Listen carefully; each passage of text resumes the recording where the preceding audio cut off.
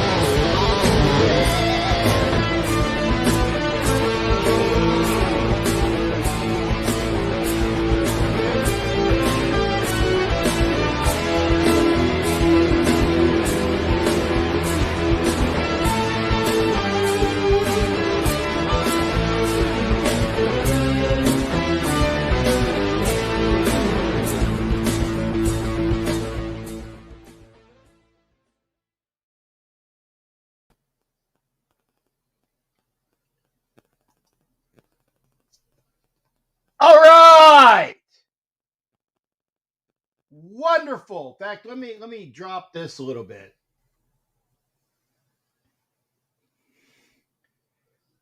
My captain, if you are watching on Facebook, thank you for watching on Facebook. Please come to YouTube. The reason why I say that is because you see how it says my captain, it says Facebook user. I don't know who it is. I really don't know who it is. A Yarg from VW. Remember who says Buck the Francos. He's got it. Buck the Francos. Velvet Raider, permission to come aboard. And as you can see, I'm wearing my old hat. It's so old. You know, this is the old one.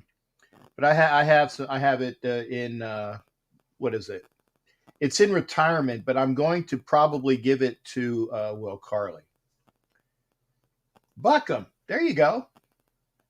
You guys got it. It's not so hard. It's not so hard, Mr. Wombat. I didn't forget, Mr. Wombat. I did not forget. By the way, can you text me your address? I still have your prizes. I got Jeffrey Rodis's prizes. I have to send. I've been busy, with Christmas and things like that.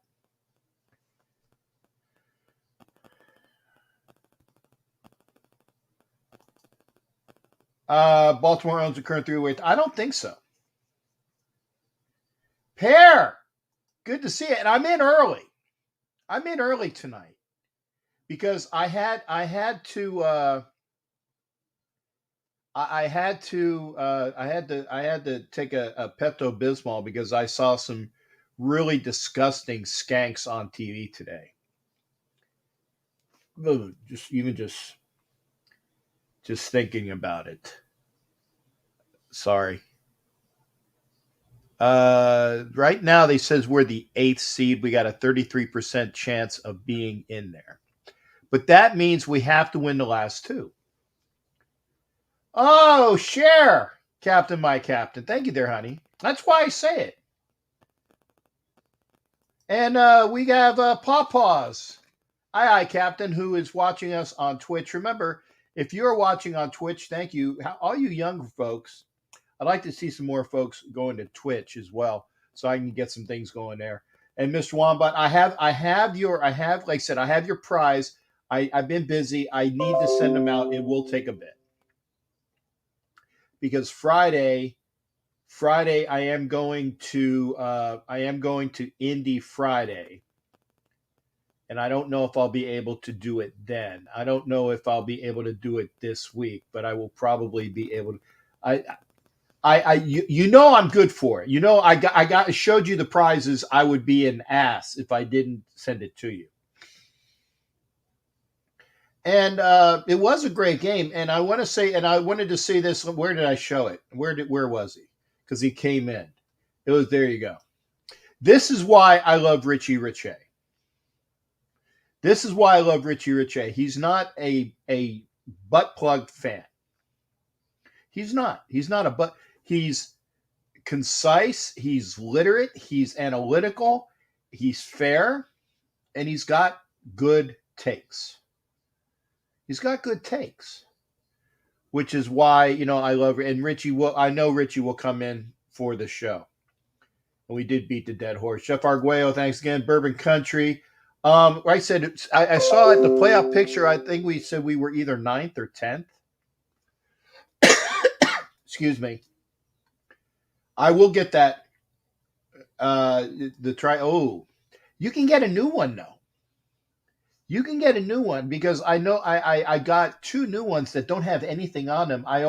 One thing that I will say is that my buddy Aphrodisiac gave me the greatest bit of advice, and he gave it to me a little late, but he gave me the greatest bit of advice for those that dress. And I know that Velvet's in here.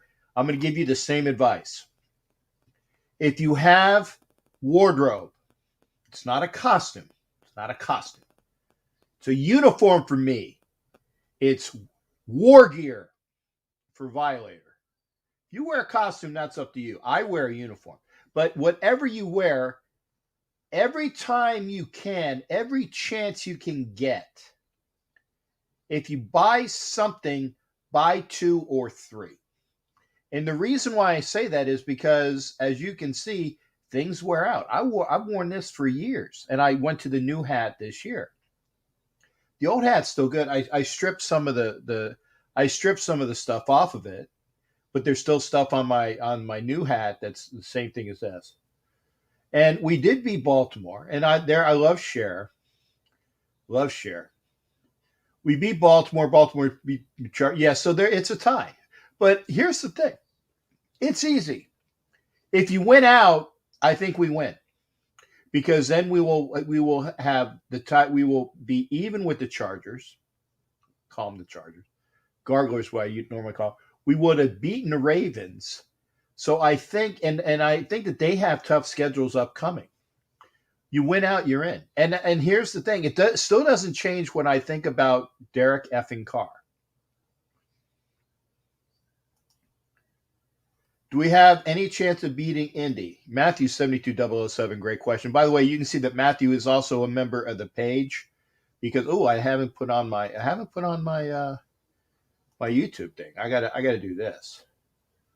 Gotta put this up so I can actually see all of the comments. Let's see all of the comments. Okay, do that. I don't think I have that. Is it loud? I hope it's not loud. Let's see here. Like that. Boy, it's slow as Fonzie. Okay, good. I have the comments up, so this way I won't miss comments on YouTube. We got everything going on, and I will drop the link. You guys already done well. Yeah, we do. Thank you. Good game, well played. And it was a great. The reason why we won this game And I said it on Richie Richey's show. Stop their run the ball if you're the Raiders. We did that. Defense played well.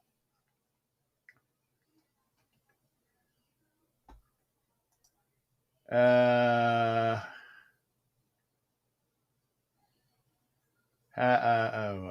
wife is loyal, but it suddenly hurts. Could she be? I don't know, Pawpaws. I do not know. I'm going to leave that one alone. Clinton Lawrence, good to see you. And a stand-up dude. Yeah, and I like Richie Richey. Okay. And there is nobody that hates Carr more than my buddy Sharisa Allah Khan. Thank you there, McBud. Appreciate that. Remember, if you're on Facebook, I appreciate you being here, but I can only see, yeah, I did say butt plug. I did say butt plug. Be the backup court, but our backup is, yeah, okay. And again, the quarterback played well. We stopped the running game. Ninth, it was just on NFL Network. Okay, yeah, good advice. See, there you go. I'm going to put the things up. I still am not a Carr supporter. I mean, or a Carr hater. I really think that we can do better if we trade him for, if we want to get rid of him. And again, that is up to, and I've been saying it for weeks and weeks and weeks. Top down, not blow up, but top down redistribution, figure out who is doing what in the industry.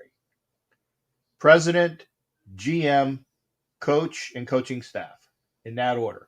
That does not mean that Mark Davis goes out to Derek Carr and says, hey, we're going to figure you out first before we. No.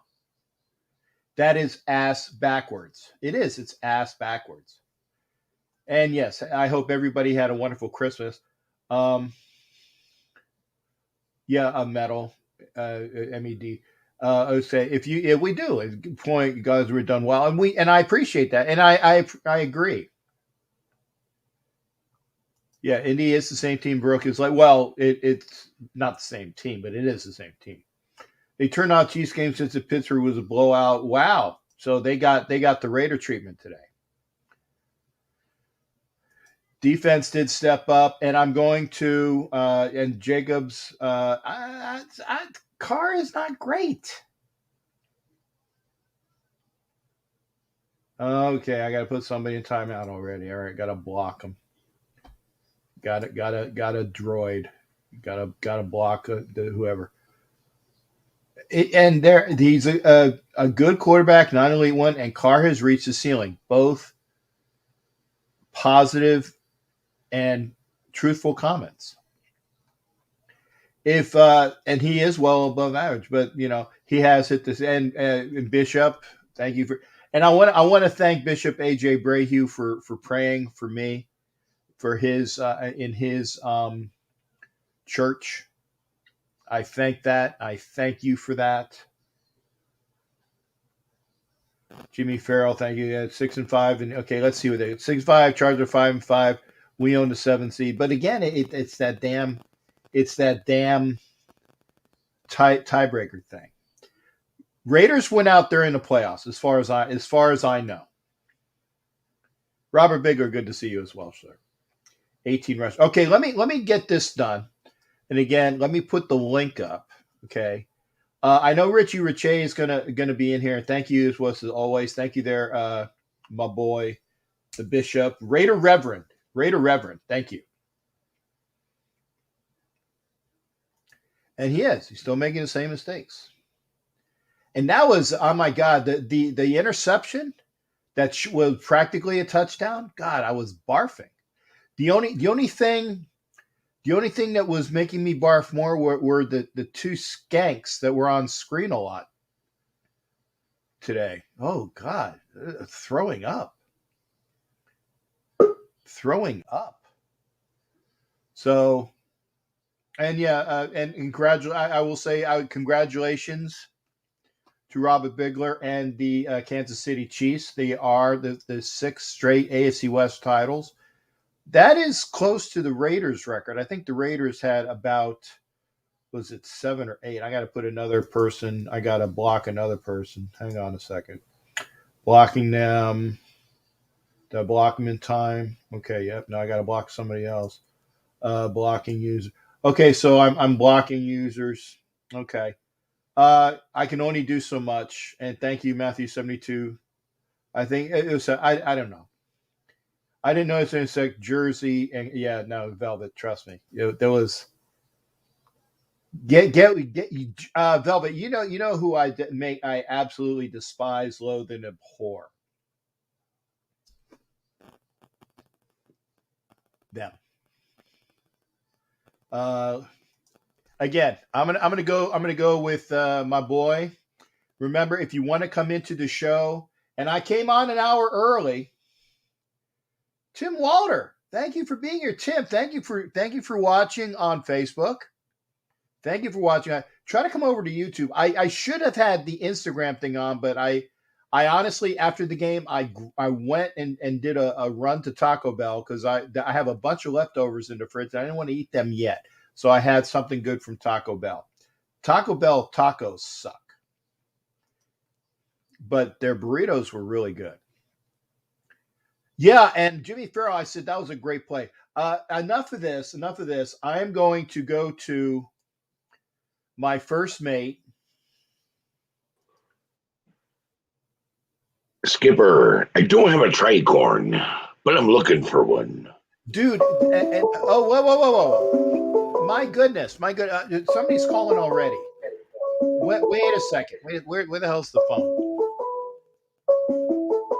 Okay, I tell you what, we're gonna cut the Houston Steve. Don't go nowhere. Don't go nowhere. Why? I hang on. It's Houston Steve. I'm trying to get to the phone. Well, we didn't get it. I didn't get the Houston Steve in time. Call back Houston Steve. But yeah, this is. I will give you the address for that. This is a very beat up hat. No, I'm gonna get a leather one. Oh, Mike Sarah. Mike Sarah, you know who I'm talking about too, right? I think Mike Sarah knows who I'm talking about. The skanks are us. Yeah, I saw him twice on the. Yeah, I saw him and I went. I knew, and I pointed it out to my wife. Steve, I can't. It's not letting me. It's not letting me get to you, Steve. It's not letting me get to you, Steve. Because I don't know why, but it's the area states that you know where you like grab the phone. There we go. Maybe it'll allow. Okay. Maybe it'll allow me this time. Now I have where I can get to the keypad. There we go. Okay. Steve, try it again. Nope, that just screwed it up too. It's not allowing me to. Go ahead, Daniel. I'm trying to work out why my. I'm just saying. I saw the scurvy skank twice aired and went, "Oh no." Yeah. I knew who that was. Yeah, there we go. Stand right there. Okay, I'm gonna pick up. Call from RDR Houston Steve. Okay, Steve, hold the line. I got you on. Don't go nowhere. I at least grabbed you. I'm still talking with OG Daniel. Go ahead, Daniel. Gotcha. I'm breaking my own rules because usually after the game, I don't pay attention to what any other YouTube content creators do because it's not a put down. It's actually a compliment. I don't want my I know exactly what you're saying. my perspective to be influenced by others because you hear somebody say something, go ooh, and then you end up saying it the next day. I don't want to sound like everybody else. Right. But I just want to say I did the same thing when I used to write for the because I used to write before I was doing this. I would never read Blitz Chick's information because we think alike. And a lot of times I will say something and she would say something and it was, I mean, almost identical, but I would never read her stuff because I would tell her, Blitz, I want, when I write it, to be mine. And if it just so happens to be similar to yours, it's because we think alike. So I understand that. I don't like to, and I don't watch anybody else's because Nope. by the same rules, I want what's coming out of my mouth to be my thoughts and impressions. So I got you. Exactly. And tomorrow night I have to do a show with Raider Joe. So I'm not watching anybody else's content, but you're my bro, and I just want to come on. And I'm happy about what we did. We held the Broncos to 18 rushing yards. Yeah. Okay. We have stepped up. Hey, Richie, we have stepped up against these running teams, and I think we can do it again. One, because we've got the Colts and they're a rushing team, and we're going to prepare for that. And two, we're on the road, not on the road. We're better than home. Okay. We got to do this. We got to have this win. We got to have the next 2 wins. And I'm not afraid of these teams. I talked about this the other day. I said, if the Chargers were without Eckler and another guy got thrown on COVID protocol, and if the Houston Texans upset them, it helps. Right. The Ravens getting beat by the Bengals helped, kind of helped, but the problem is the Ravens beat the Chargers, and therefore they beat us, and that's what didn't keep us moving up to the 7th seed where we belong. The Steelers lost to the Chiefs, but they got dropped below us. But here's the thing: we moved up 1 seed. We win tomorrow, or we win next week, we're going to get thrown up 2 seeds. And if we win the following week, we're going to be thrown up another seed. Stand by. We will be the 6th seed going into the playoffs. I honestly believe that. Now I'm going to go research the schedules. Yeah, I know, but guess what? Against these running teams that are so powerful, Dallas, Browns, we managed to step up our running defense. Okay, you guys got a good running freaking team, and we stepped up. So, Richie, I'm not afraid. I think we're going to be able to plan it out, step it up, and make our run balance work. If we do this, we're coming into the playoffs hot. And that's the way it should be when you want to go deep into the playoffs. And I honestly believe we're definitely not dead. There's no putting a fork in us yet. And if we pull off this next one, God help the NFL. We're coming. Yeah, and again, I know Richie Rich, and I know that Richie Rich is going to be on here later on to I like Richie. He's the only Broncos fan I don't hate. Well, I'm glad that Mike Sarah thinks that he knew that the 2 skanks I was talking about on TV, and so he has the same thoughts. Yeah, when I saw him, I told my wife, I was like, "That's her." She goes, "Who's that?" And I told her, nothing further. But I told her, and she was like, "Oh, fuck that hoe." Oh, I'm sorry. Yeah, I forgot to keep it clean. I just repeated somebody else's word. yeah, I got you. I will But try 24. But she was accurate. Yeah. And the reason why I said, again, folks, we are not normally on Sunday. We will be live broadcasting the Sunday show right from this show, right on the Roku TV. Tonight we're not live broadcasting, but I have to take this. Thank God. But still, it's going to Roku tomorrow. Right, but you can cut that part, and I'm sorry, Captain. I stopped thinking. Here's the thing. I can't stay long. I just wanted to celebrate this because, bro, that was no, that is not funny, man. I'm messing with bros living. Feel good about us again. Yeah. Again, I feel good about us. We're 2-0. The playoffs started last week. Win or go home. We're 2-0. We got to get this next one. This next one is important. We do this, nothing's going to get in our way, bro, for a long time. And just remember, if we slip in as a wild card, all our games are away, and we're better away than we are at home. So that's right. And Raider Neil, no, you don't have to be out here. Raider Neil, thank you for being here as well. Raider Neil has been a stalwart fan of the show, and I appreciate him being here for that. So again, Raider Neil, you don't have to go anywhere. And Jared, I know Jared will be on here. Hey, Steve, you're still there, right? Yes, sir. Okay, good. See, Steve's awesome. I want to make sure. I want to make sure that I keep Steve on, but we got the OG. Right, but from here on out, I just want to go 6-0. That's it. Sharif, the stadium is indoors. It is on East Coast time now. Indoors, It's temperature indoors. controlled. It's indoors, and so it'll be in that respect. It'll be temperature controlled. It is on the East Coast time. It is a 1 o'clock game, and that's the only thing that will be a bitch about it. James Farrell, you're about to get proved wrong. We'll see. He got us there before. It's just he had a broken ankle. Watch. Yeah. Okay. Oh, I get it. Neil's going to be listening. Okay, go eat those cornichons. And I know that Sharif will be in here later on as well, providing he's not on his bus route. So again, thank you as well.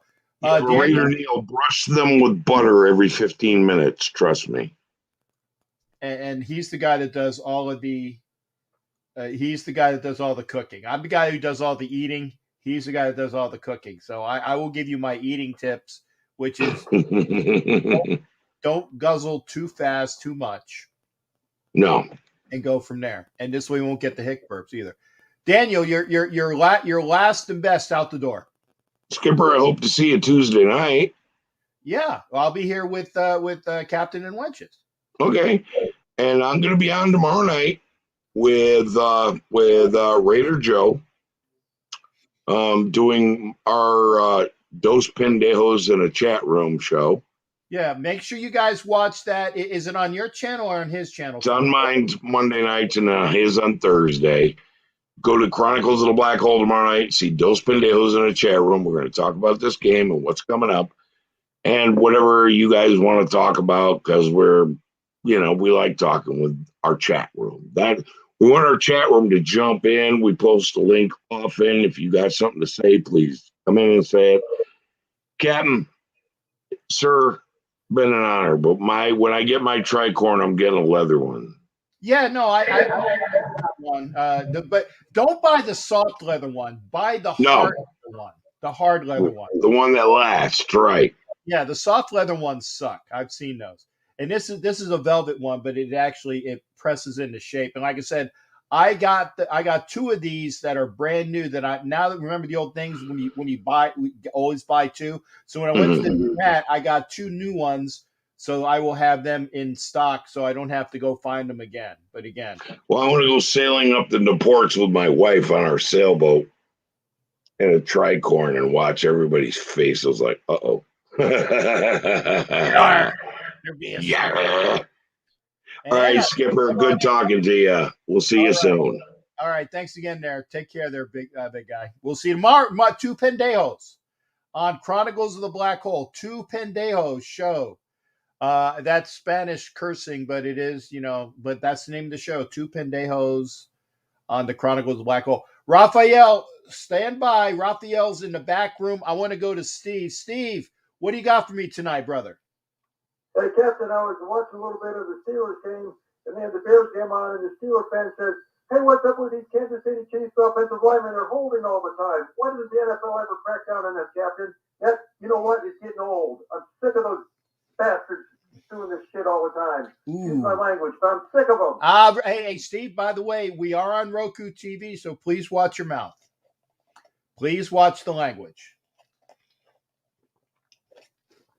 I know you, a very, very devout person, and trust me, if I can go without swearing, I know you can too. I understand. Yes, I get sick and pissed off about it as well. I do. But I mean, maybe we'll have was it Robert Bigler will come in and say things otherwise, but it's just the way it is. It's just the way it is. Then you have to use Gene Steratore, who's an idiot. He hates the Raiders, doesn't he, Captain?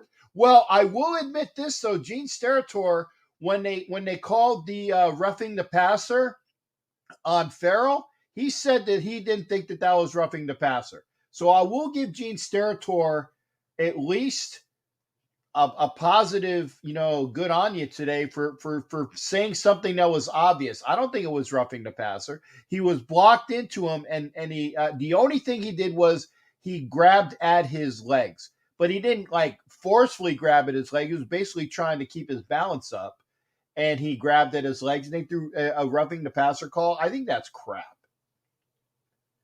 Can I ask you a question, Captain? Sure.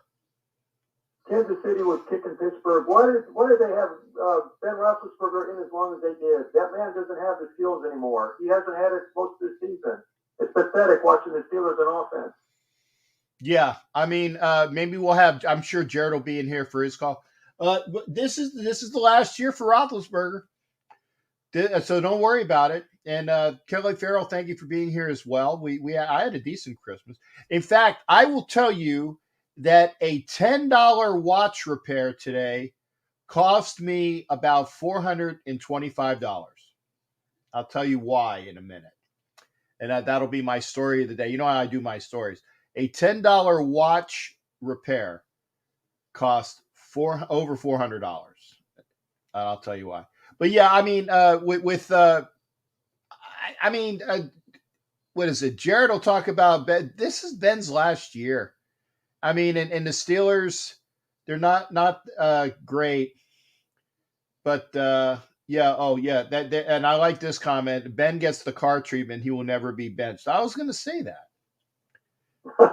He gets the car. He will never be benched. I don't know who the Steelers' backup quarterback is because again, whoever it is sucks. Mason Rudolph. Okay, there you go. Mason Rudolph sucks. So I'm going to ask you, Captain. Go ahead. One last one out the door, brother. What did you think about today's upset of the Texans over the Chargers? And do you think the Raiders can run the table and go ahead and get in the playoffs? Well, can they run the table? To be determined.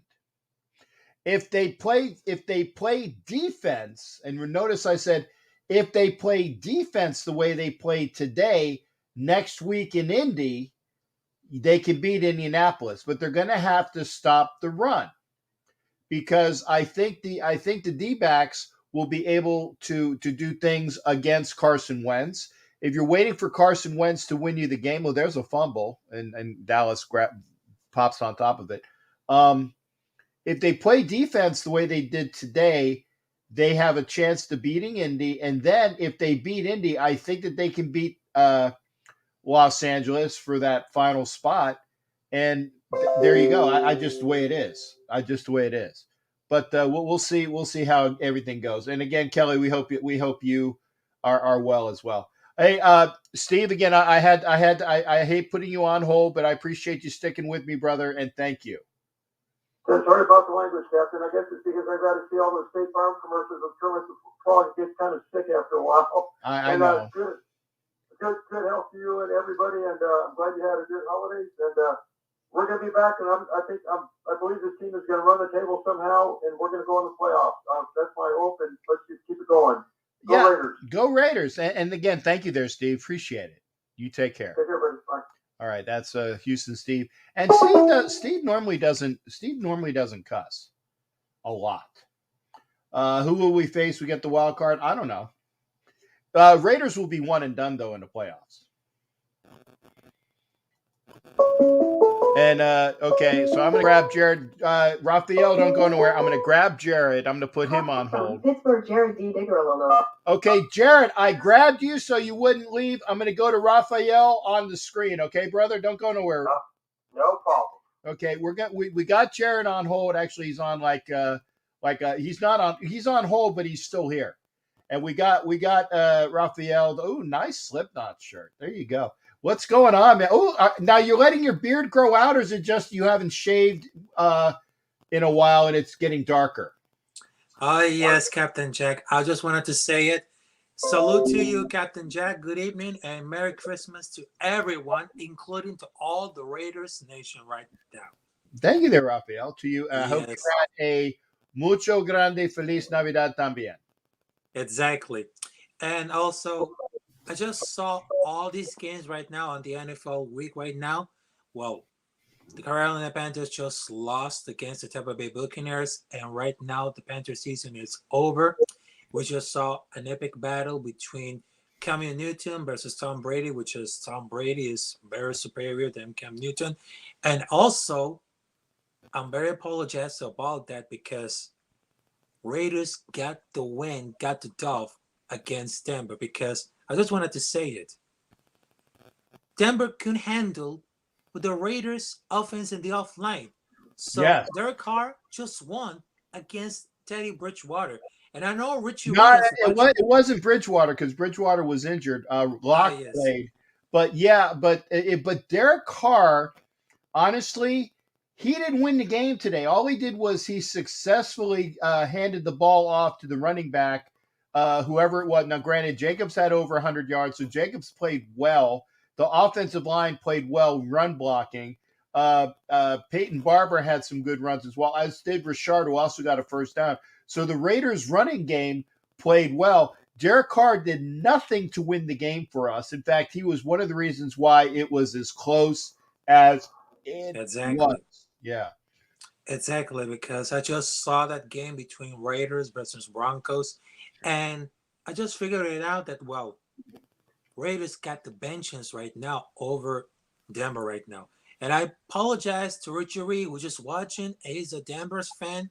I'm sorry, but the Raiders got the dub against Denver so well.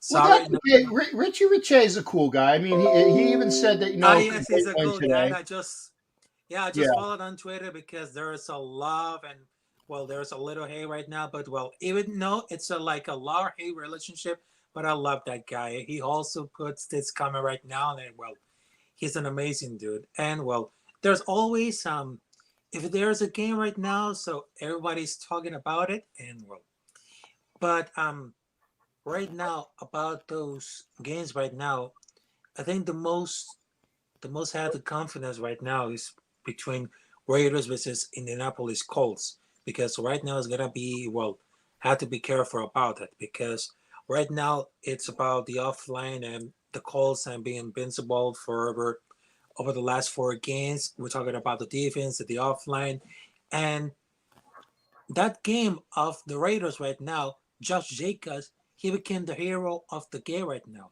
He became over the second, and third, and fourth quarter. He became the hero of the game to say, "Hey, let's go beat Denver right now," because the defense was, well, it's not having a good. He went to sleep right now, but, well, he went all the way down to win against Denver, and sounds like a revenge right now. Yes. Mm-hmm. That's it. And again, and so I got to ask you though. Now I know you play the Buccaneers the last game of the season in Tampa. That's a loss. Who do you play Yes. next week? New Orleans Saints. Okay. Okay. And who do you now? Who wins that game? You or the Saints? And by the way, thank you, dude, for that $5. Yeah, but right now that's very difficult. But right now it's gonna be a tough game. So I'm gonna put Carolina Panthers 20, New Orleans Saints 17. Oh, And, okay. yes. But the other game that was very interesting to watch, it's Buffalo Bills beating of the New England Patriots, because everybody thought that, well, the New England Patriots are going to be a strong contender for the Super Bowl. But Buffalo Bills came out with the defense right now, and over the first, second, third quarter, and the last one, that became, wow, that was a shocking upset right now. And it was just like an ugly loss for the Patriots right now. But Buffalo Bills, he got that point right. He's gonna be like, well, it's gonna be a revenge about it because, well, over the last season right now, he became one of the contenders for the Super Bowl, but they lost. And right now, it seems like that year is gonna be different for the Bills Mafia. Okay, and I'm gonna put this up, and I'm gonna let that go as well. Rafael, well, appreciate you coming aboard. It's always a pleasure. From the captain to El Capitan. Yes. So you take care of yourself, and again, have a wonderful New Year. Remember, Tuesday, Captain and Wenches. Thursday, we'll have the You Don't Know Jack About Sports, and Wednesday, make sure you come out Wednesday for NFL Nation Live. Come on in for that show as well. Okay. So, salute to you, Captain Jack. Feliz Año Nuevo, and much love for all these Raiders Nation. And well, I'll salute you, Captain Jack, from El Capitan Rafael. So, I'll see you there. Cuídate, mi hermano, mi Yes. amigo. Take care. Yes, sir. All right, that's Rafael. Good to see him. Hey, and Morella says as well. And yeah, I was gonna say, dude. Actually, the dude is, and since I see that, what is it? Sharif and the dude are in here. I guess they're not the same person. Jared, how you doing, brother? I know that you were, kind of on hold, and I appreciate that. Talk to me about Pittsburgh, man. Well, a lot is happening. I mean, let's just say, where do we begin, or where to begin, or where to begin? Okay. Let's begin off first with what happened last Thursday night. I saw your video when you were at the Gasparilla Bowl between UCF and Ford, and I got to ask, the first question, honestly, is this. What was up with that brawl at the end of the game? I was out of the stadium by then. I actually left the stadium with about when the Gators had their last offensive possession. Yeah. Because I wanted to see if they were going to score, and they had the fourth. Was it the fourth? It was right after Shorter was injured very, very badly, and I'm hoping that Shorter is okay. Yeah, I saw that, but that was gruesome. That was brutal. And again, I didn't. I'm sure that if they showed the replays on it. I didn't see any replays, but hopefully Shorter. They said Shorter will come back, and I hope he does, because the kid was out of Penn State. He was a grad transfer going to Florida to get some. You get some good looks for the pros. Good kid, and I hope that he comes back positively. So when the back to point, when the Gators had their last offensive possession and they were 4 and out, I started leaving the stadium at that time. So I didn't see the brawl that ensued after the game. You'll have to tell me about it. It was, let's just say, it was a little intense towards the end, Howard. And it's on YouTube now if you can find it, Howard, somewhere. Check it out. It was, let's just say, very unique, let's just say, and a little out there, let's just say. Next, of course, we got, of course, some big news, of course, as you know. We saw what happened Friday, however, with the Hawaii Bowl being canceled. Now we have heard, they canceled that on Friday, however, between Memphis and Hawaii. Now, apparently, however, we have 3 more bowl games canceled this week.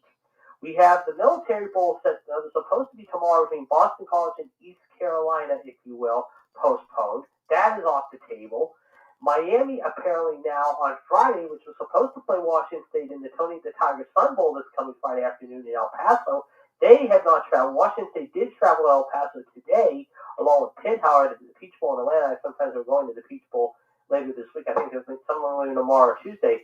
But anyway, Miami says now they are withdrawing from that game, however. So now Washington State is without an opponent, however, if you will.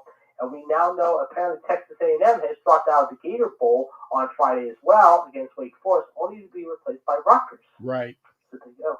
And Virginia now also said today they're not going to be playing in the Fenway Park Bowl against SMU, however, but they were going to leave, I believe, either sometime tonight, however, or sometime early tomorrow morning for Boston for the Fenway Park Bowl this Friday. They are not going now. So we got some really shakeups, if you will, Howard, going into this week, however. Yeah, and again, stop swearing on my show, dude. That's a swear word. It's in the comments section. You'll have to see it. Don't worry about it. To talk about what you and Steve were talking about earlier, along with Raphael, I mean, we can. And I said it in the chat. We can now say it. The Steelers are RIP, done for. Yeah, done for. I mean, they absolutely look like junk. And I'm going to keep it clean. Junk is the word, because Mahomes today had no pressure on him all afternoon. I mean, he goes 23 of 30 for 255. Then did okay. I mean, our running game was decent, even though it started out slow, very slow. But not as you got going in the second half. I didn't watch any of the second half. I mean, after the first half, it was 23-0. I just said, heck with it, I'm not going to watch it. But again, now the thing is this, though. Pittsburgh is going to have to go in against Cleveland, however, who really, the last week and a half, has suffered two big, brutal losses. Of course, last night to Green Bay with Mr. Mayfield getting picked off 4 times. And then the Raiders, of course, going in there and squeaking by, I don't want to say squeak by, with a somewhat ugly win last Monday night, however, in Cleveland. But the thing is, the Raiders right now should be, I mean, yes, it wasn't a pretty win at home today against the Dolphins, but that keeps their playoff hopes alive now. And right now, Pittsburgh has got a hope beyond hope, however, that the Saints can bail them out tomorrow night, however, at home against Miami and Tua. Right now, I would say at this point, next Monday, you're going to see the closing chapter of Ben's career, however, against Mayfield. And it would be nice to close it out in style against Cleveland, however. And then you look at a team, however, the Baltimore Birdies, however, as I like to call them, the Baltimore SOBs, however. Right now, I like to see us close out the season by winning against these because right now the Ravens right now are like the Browns. They are floundering. You saw what Burrow did today, absolutely going ballistic for 530 yards against that Raven defense. And granted, they didn't have Lamar, and they didn't have any other pieces to their puzzle. But right now, the Ravens right now are just like us, physically trained, beat up, and right now they can be beatable. So I'm saying right now, I'm going to go one step further. I think the Rams, even though, however, the Rams won ugly today against Minnesota, despite Stafford not having a great day, I think they're going to go into Baltimore possibly next Sunday, and they could beat Baltimore and help out Pittsburgh tremendously before Monday night. Yeah, I think so. I think the Rams go and beat Baltimore, and that's one thing which is good for the Raiders because, again, the Raiders, all they have to do is win out. If they win out, they're in the playoffs. I mean, I think they got that mindset. Now, I did hear a rumor from the New York Post, Howard, and I read this a couple hours ago, that there's talk right now that the Raiders are possibly looking at Todd Boyles as their next head coach. Yeah, I saw that. The Todd Bowles would be, I mean, Todd Bowles, and the one thing I like about Todd Bowles is that Todd Bowles is a defensive guy. And you know, they need to fix that defense. Now, granted, Gus Bradley has done some good things with them, and you know, they played well today, which is the reason why the Raiders won today was because of the defense in the running game, not because of Derek Carr. But I wouldn't mind Todd Bowles as a look. It just I want to see who he would bring in as his offensive coordinator. So I mean that wouldn't be a bad thing. Todd Bowles coming in here, I can respect that. Yeah, I know HBO did a Real Sports segment last Tuesday. I haven't had a chance to watch it, and I'm gonna maybe try to watch it sometime tonight, or if not tonight, tomorrow sometime early in the day.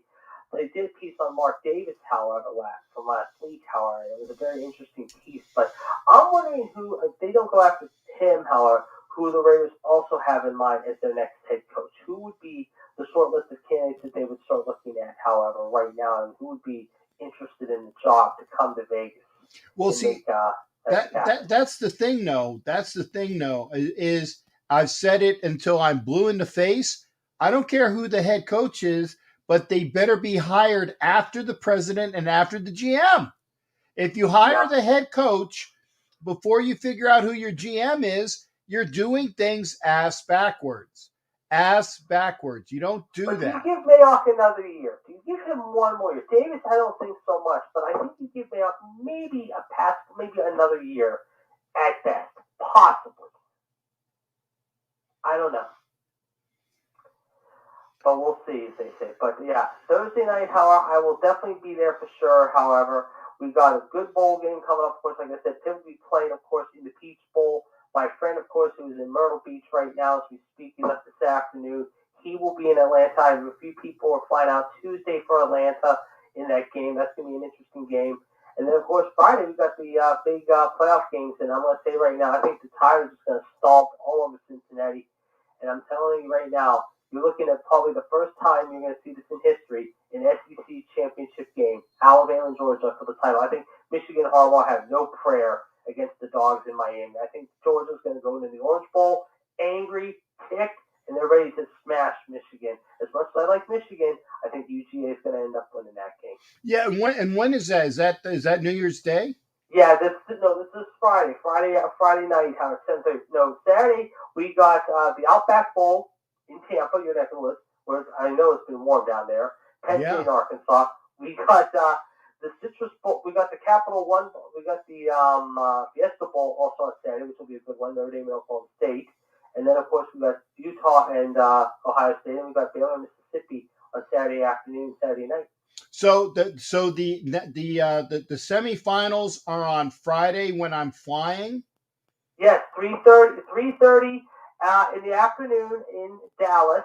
Yes, and at 7:30, however, Saturday evening. But you'll be out there, however, by about 4:30, 5 o'clock. So you'll find a TV. I'm sure they'll have the game on House Feelings Bowl. Okay, well I'll watch it. It'll be myself and Hollywood. And we'll find a place to watch it. Well, let me take a look here real quick. I'm taking a look at the weather for you guys. Actually, you might want to take a jacket too. Oh, I got a jacket. I saw the weather. I'm looking right now. It's going to be 55 on UC, but then Saturday and Sunday it's going to be 43 and 46. Yeah, I got my cold weather jacket. I do that. There you go. Got that. Yeah, so I'm good. I'm good.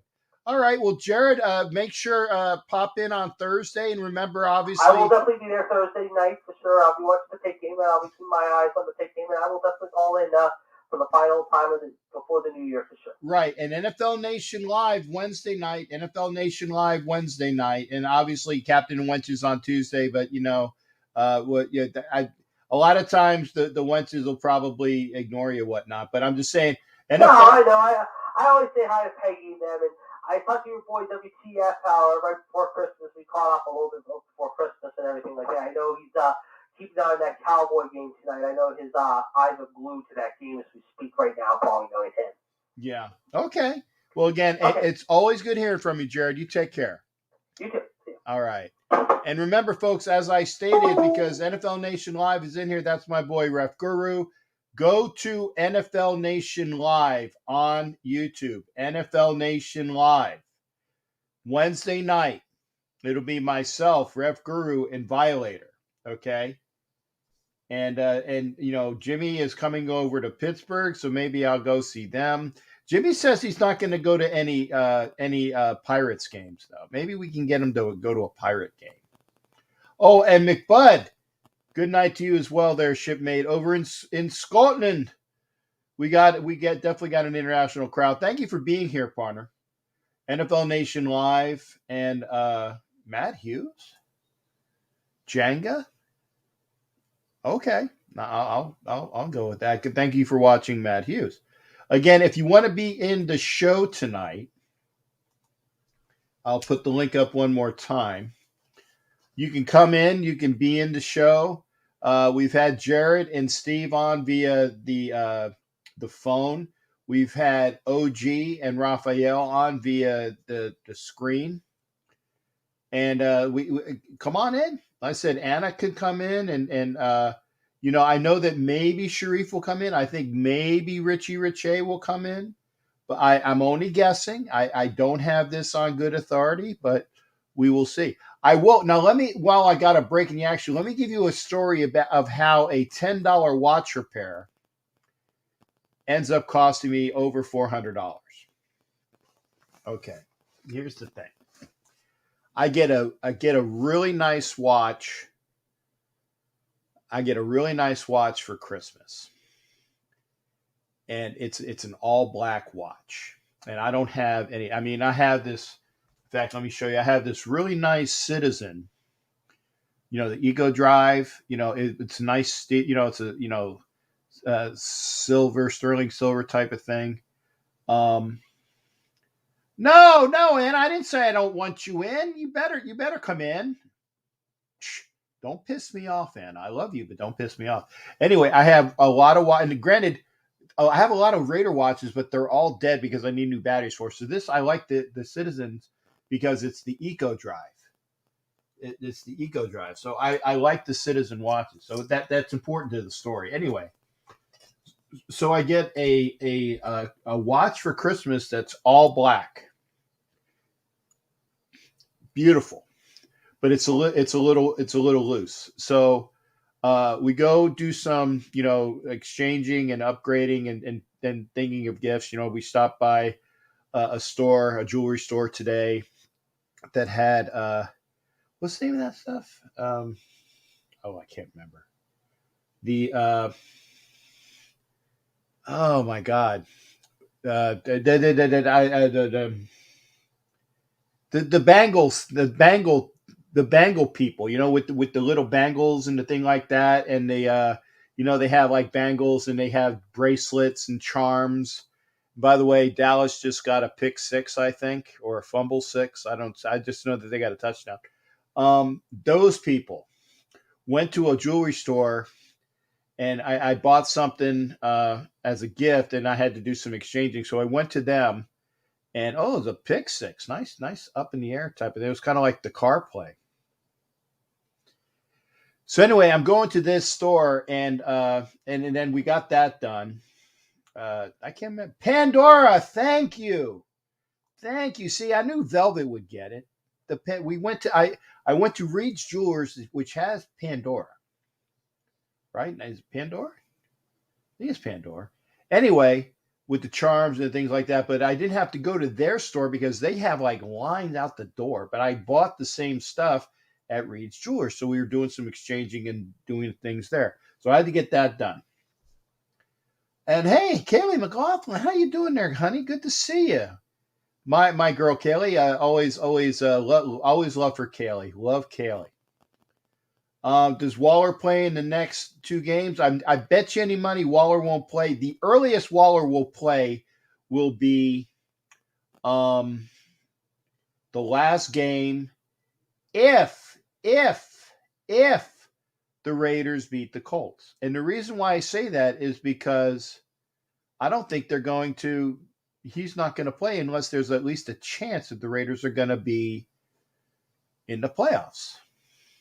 So anyway, yeah, it is Pandora.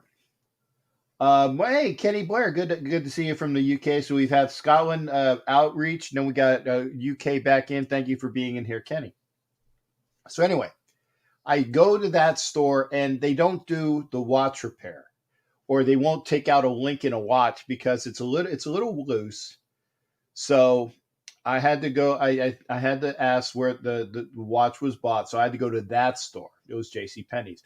So we stopped by Penny's and say, "Hey, I need a link out of this watch." And the lady says, "Okay, well, come back in about 45 minutes. I'll take the link out for you, and then your watch will be nice and tight." And I'm like, "Okay, cool." So I have to find something to do while we're waiting for the watch to be repaired. So I go to what is it? Sports Fanatic? No, Lids. It used to be Sports Fanatic. It's now Lids Locker Room. I think Carr does. Pandora. Thank you there, Sharif. We together. So I took care of the Pandora, and I go to Lids Locker Room. So I'm in Lids Locker Room. I'm looking around to see if they have anything. And I see a Jordan jersey, Michael Jordan, and it's the black one with the red stripes. And I said, "Ooh, what's the size? If I'm going to buy something, so I wanted to buy a Christmas present for me. I buy my own Christmas present." So I saw the Jordan jersey, and I said, "Hey, what's the size on that?" And it was a medium. I said, "Nah, there's no way in hell the medium is gonna fit on me." So I said, "Do you got any others?" He goes like. I said, do you have any Dr. J's? He goes, "No, I don't have any Dr. J's." So I'm like, nah. So I'm walking out, and I look up on the right, and there's a Julius Erving jersey on the right. I said, "Dude, yeah, you do." Okay, let me get this thing. Call from Andrew Doc Cabral. Okay, hey Doc, I got you here. Don't go nowhere. I got you basically on hold with you listening. Make sure you don't breathe into it because I heard you the last time you were breathing. I didn't call. No. Remember when you called a long time ago and I had you on hold and you were like you sounded like Darth Vader because I could hear the. Oh, really? Yeah. So try not to breathe into your phone. Stay here while I finish the story, if you don't mind. Yeah, man. Okay. So I'm walking out of the store and I see the Julius Erving jersey. I said 2X. Yes. So I said, hey, I got something for me. So, and I got it at a deal because apparently it was like $180 jersey. It was only like 125. So I was like, yeah. So I was real happy about that. So I bought, so I said, great. I got something for me. So I'm walking out of the store and I should have wore it tonight, but I had to wear my Raider stuff because, you guys would have been pissed off. I wore a nice Dr. J jersey on a football night. I'll do that another time, I swear. So I'm walking out and I'm going back to Penny's because my watch is being repaired at Penny's. They're taking the link out. So while I'm walking around Penny's in the watch section, I see a super awesome black Citizen watch. Remember, I was given a gift of a black watch because I was told that I didn't have any black watches. And, the person who bought it for me really liked this watch. So they bought it for me. And I was like, oh, I said, hey, can I swap the brand new watch that I was just bought for me as a gift? They're like, oh no, sir, because you went in and you had the link taken out, now we can't swap it. And I was so pissed. It's a brand new watch that I just turned in, and now the only thing I had to do was take a link out of it, so it voided the brand newness of the watch, right? So I had to, Doc, Doc, put your phone on mute. Okay. Sorry. Okay. So I saw this awesome Citizen Eco, what is it? Eco Drive? Like one of these things, with the Eco Drives, which is when you put it up to the sun and then you, as long as you put light and then if you flex it, then it keeps going. You don't need a battery for it. So now I said, well, how much is the super awesome black Citizen, the black watch, totally black, with the Eco Drive? And the lady said it was like $265. And I'm like, but she goes, oh, but there's an extra 15% off. So I'm like, okay. So I end up getting, for me, I bought another watch, and I have about 20 watches. I really do. I have in fact, I have like 12 Raider watches, just Raider watches. And I have a bunch of other watches that are just really nice watches anyway. So now I have and I ended up getting it like at $250 because they dropped another 15%, but then with taxes it was like $250. So because I had a $10 watch repair to take a link out, and I bought the Julius Erving jersey, which was like for $130, and then I bought the brand new black Citizen watch, which was like $250. So ended up that the $10 watch repair ended up costing me over $400, and that's my story for the day. After Christmas, you always get something for yourself on Christmas. So there you go. And so that's the end of my story, and I needed to do that. And I'll do this. So Doc Cabral, how you doing, brother? What's going on with you tonight? Merry Christmas, my Judeo-Christian brother. How are you? I'm good. How you doing, brother? Oh, well, I'm playing a lot for the holiday. Just getting a break over in Temecula, California. Oh, okay. I just wanted to give you a quick. I didn't see you on YouTube. I saw this guy named Willie, whatever his name was. Yeah, I'm fine. I saw this guy named Willie, whatever his name was, on there. And I said, okay, that's not Jay. I'm not going to go to Facebook. He's going to be pissed off at me. So I better call if I do anything right. Oh, okay. By the way, Doc, we're on Roku TV, so make sure you don't swear. I didn't swear. I know, but I just wanted to put it out there because I wanted to make sure that we don't swear. Okay, well, I will not swear. Okay. And I will not curse either. I will do neither of the above.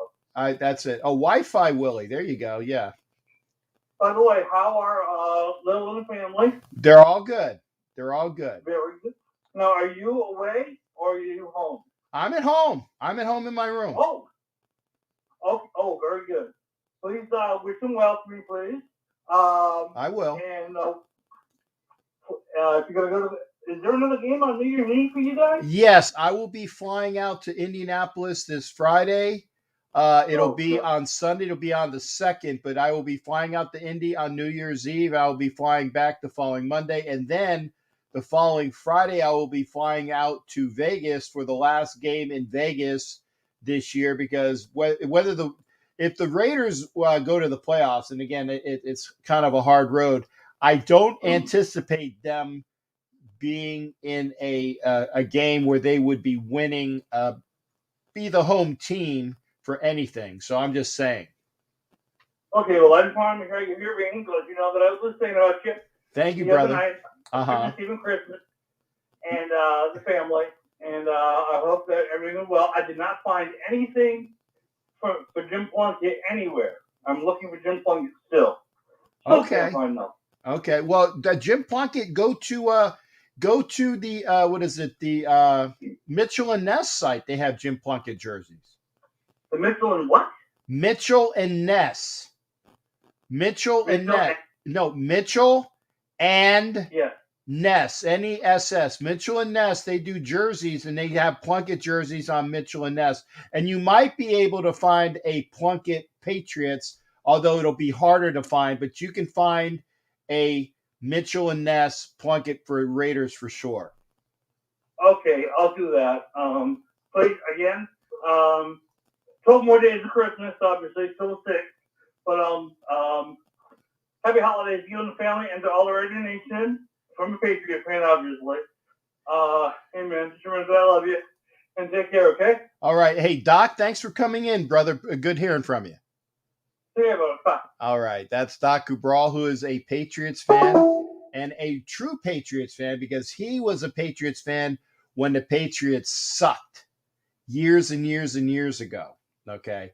Now, and I see you, brother. I see you. He's got his shades on. He's ready to go. Thanos. I got to tell you, this is for Roku TV. So remember, and I put the discretionary thing. You are watching on Roku TV. Please watch your language. That's all I'm saying. I've only had one S word, and I had an F, but I can try to edit that out. And again, I have to do this because I've been told by the bosses. So now, without further ado, Black Thanos, who's always has that big shite eating grin on his face. Good to see you, brother. Hey, you gotta laugh to keep from crying, you know. I got at our age, you know, the more you smile, it says it makes you look younger. So that's true. But I actually go to work tonight, but I did wanted to chime in, and I appreciate you shouting me out. I think this was a nice Christmas gesture. Yes. You know, and honestly, I think this is the way the season is going to end. I don't see us beating the Colts or the Chargers. Okay. And I said this a few weeks ago. I said at best we will win 8 games because I thought we were good enough to do that. Okay. I mean, basically we beat 2 backups, 2 weeks in a row, and we struggled to do that. By the grace of whoever up in the clouds, we escaped again against a kid, a kid who actually played better than Carr because he didn't make any mistakes. No, he played, quarterback Drew Lock played well tonight. He did. Yeah. He played well. And he was aggressive. I like how he was taking his shots. He wasn't intimidated. And, he was a victim of a couple of bad drops. So, we really scraped by. And you can do that for so long. It's like the boxing analogy I use when you beating up on tomato cans or barely getting by tomato cans. And then when you meet that upper echelon of talent, like the Colts in their building, after what I saw them do to the Cardinals. Yes. After I see how they play the Patriots. After knowing that they have the leading vote getter in this year's Pro Bowl. That's Taylor. He's got more votes than anybody in the game. As he's a different beast than that running game we saw with Denver today. Exactly. Exactly. And Carson Wentz seems to be getting his confidence or whatever. He was a starter in this game before, and they seem to be peaking. They're a balanced team. They're about 11 or 12 in defense. It's an East Coast game on New Year's Day, and hopefully our players can behave New Year's Eve. Because with us, we always have to expect the unexpected. But this game was just a nice holiday concession, and to give some of us, a little bit more false hope, basically prolonging the inevitable. Like when the doctor tell you a relative you love, well, we initially gave them 3 months, but we think now, maybe 5 months. An extra 2 months on them, which is nice. Which is nice. That's it. Yeah, but you cannot continue to struggle with bad teams. And I think our best win all year was against the Eagles, and they were 29th and past the fence, but it was our most complete game. We have not beat a healthy playoff contending team convincingly nowhere on the schedule. We either lose badly or we struggle against teams that we have no business struggling against. And let me ask though, for conjecture, where do you rank the win against the Cowboys on Thanksgiving, who is a playoff team? I know it wasn't convincing, but it was convincing for about 3 quarters until Dallas had the chutzpah to come back on us in the 4th quarter, tie it up, and then of course it went to overtime. So where would you put that win in the stature of this year? I equate that game with like a free turkey that people give out on Thanksgiving. Remember, they were without Randy Gregory, DeLawrence Smith, both of their wide receivers out. And someone else on their D line was out. So, they had pivotal players who did not suit up. And it took us 5 field goals by, the real DC, Daniel Carlson. That's right. So while it was an important win, it was a feel-good win because so many in the Raider base, especially in Southern California, despise the Cowboys. It really was. Had we beat them at full strength, I would rate that much higher. Right. But the fact we had to go to overtime, minus both their starting receivers, minus 3 guys on the defense, I can't put much stock in it. Okay. I really can't, because if we would have lost badly to that Cowboy team, then man, we might as well just forfeit the rest of the season. Okay. No, I asked, and I appreciate the response. So, and right. I agree with you. The win against the Eagles was probably the best win where we put it. And remember, we spotted them 7. That's right. And then we came back and we shut them down. I'll agree with you. That was the best win we've had all year, as far as 100% offense, defense, and special teams working together. That was the best win we've had all year. Now, we beat the Broncos handily, but the Broncos are not a great team. And again, sorry, Richie, and Richie will tell you as well, they're not a great team. The Eagles are a quality, even if they don't make the playoffs, they are a quality team of the NFC least. And that was probably the best win we've had all year. And I agree with you there. Right. And now some of our fans are expecting us to win 4 straight, 5 straight. We haven't done that the entire year. No. It's when we went 3-0, it's like we started to believe the press. And you saw what happened after that. We were 5-2. And right on schedule, we started to collapse. Yeah. So we beat 2 teams we should have beaten. Drew Lock, and I can't even remember the 3rd stringer from the Browns. And half of that team. It was Nick Mullins, but the kid played well. The kid played well. Yeah. He did. He played well. So I mean, right. He was the 3rd stringer on the books, but he actually was a player of, I don't want to say renown, but I would say of good pedigree. Good right. Pedigree. He's a damn good quarterback. And we're also fortunate that Jacobs channeled his 2019 form. Whereas if you subtract Jacob from the 2019 season, we were probably 4-12 that year at best. at best. He carried us that year.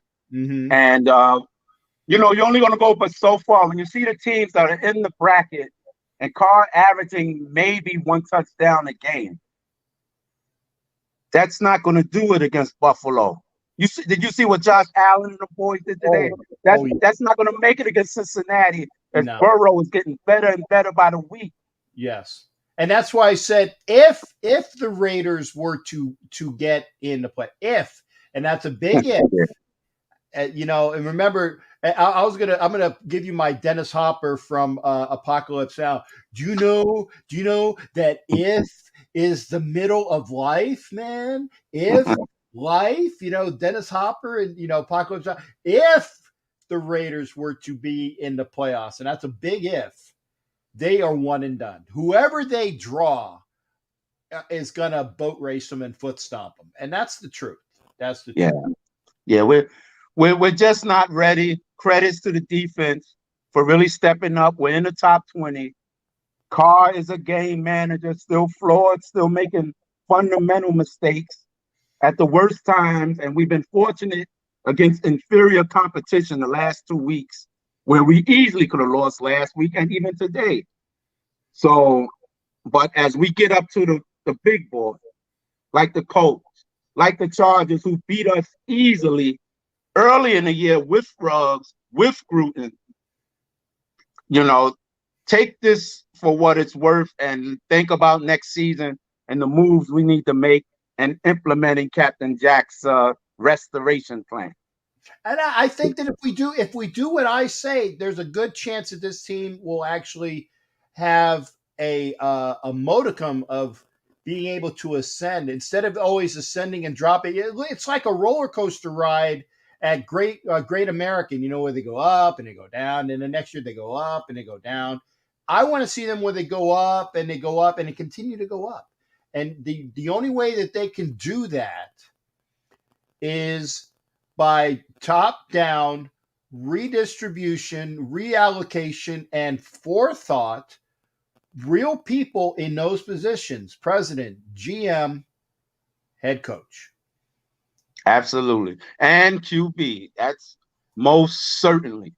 But see, now I agree with you there, but here's the big but, and I know about big butts. I like big butts, and I cannot lie. Okay, the big but on this one is if the GM and the head coach wants to keep Carr because he's under contract for one more year, if they want to keep Carr, then let them dictate we keep Derek Carr for 1 year and see what they can do with him. If that's what they want, then I'm all in agreement with it because that's what the GM wants and what the head coach wants. Not what Mark Davis wants, right? What the organization that knows what they're doing wants. That's what I'll say.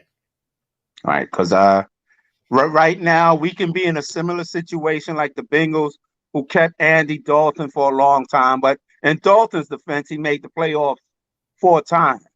Or Alex Smith, who was beating us with the Chiefs, and they could only go but so far with him. At very best, Derek Carr will be like a Matt Ryan, minus, of course, the Super Bowl appearance. Yeah, and he's just not good enough. And people confuse that with hating. He reminds us every week that he's problematic, that he hasn't made that quantum leap. And we're not talking about his 3rd year in the game. We're talking about 8 years. That's unprecedented.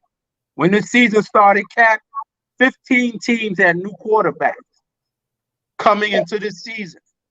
There's a reason for that. You cannot get stuck in this game or be enslaved by personality worship. And the fact that he still talks to Gruden every day is hella troubling to me because it makes me think just who is coaching this team.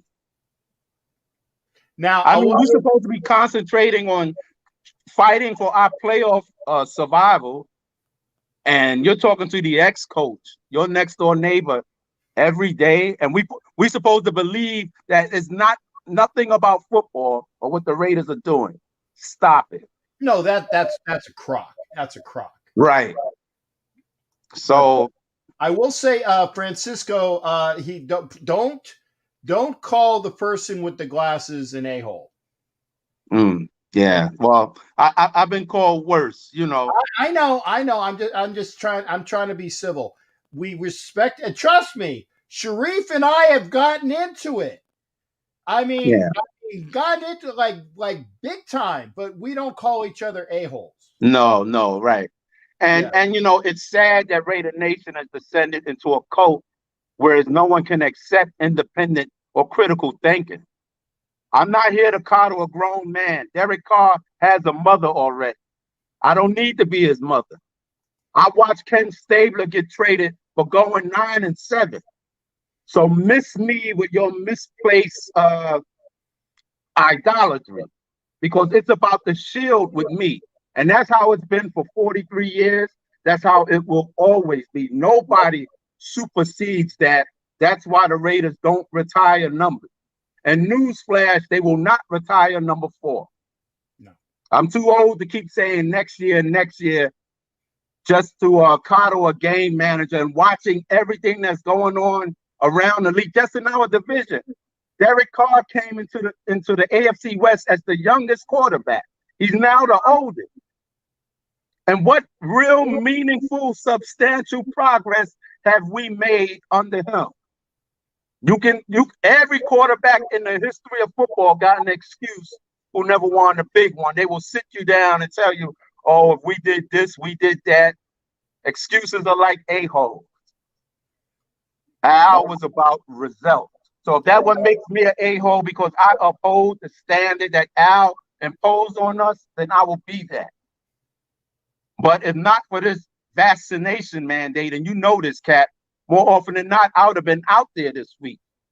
I'm still supporting this team, even though I'm not even allowed in the building currently. But you've seen me on the road for years, Cat. Yeah. So anyone wanna doubt my loyalty, they can miss me with a damn boy crush, because I don't do that. Okay. And again, I look forward to having you in the building. Yes, that's what the nation used to be about. Yeah. You know, we're not some passive, meek, timid, silent people afraid to express ourselves. Even the way we dress is indicative of our passion. The way that we go to the extreme, the nation is known for that. And remember, Jack, I'm from New York, the birthplace of sports talk radio. So we're opinionated as You're it is. from New York? I didn't know you were from New York, man. Are you effing kidding me? I didn't know that. You thought it was Tupelo, Mississippi? But this is where Al Davis was reared. Yeah, exactly. This is where he grew up.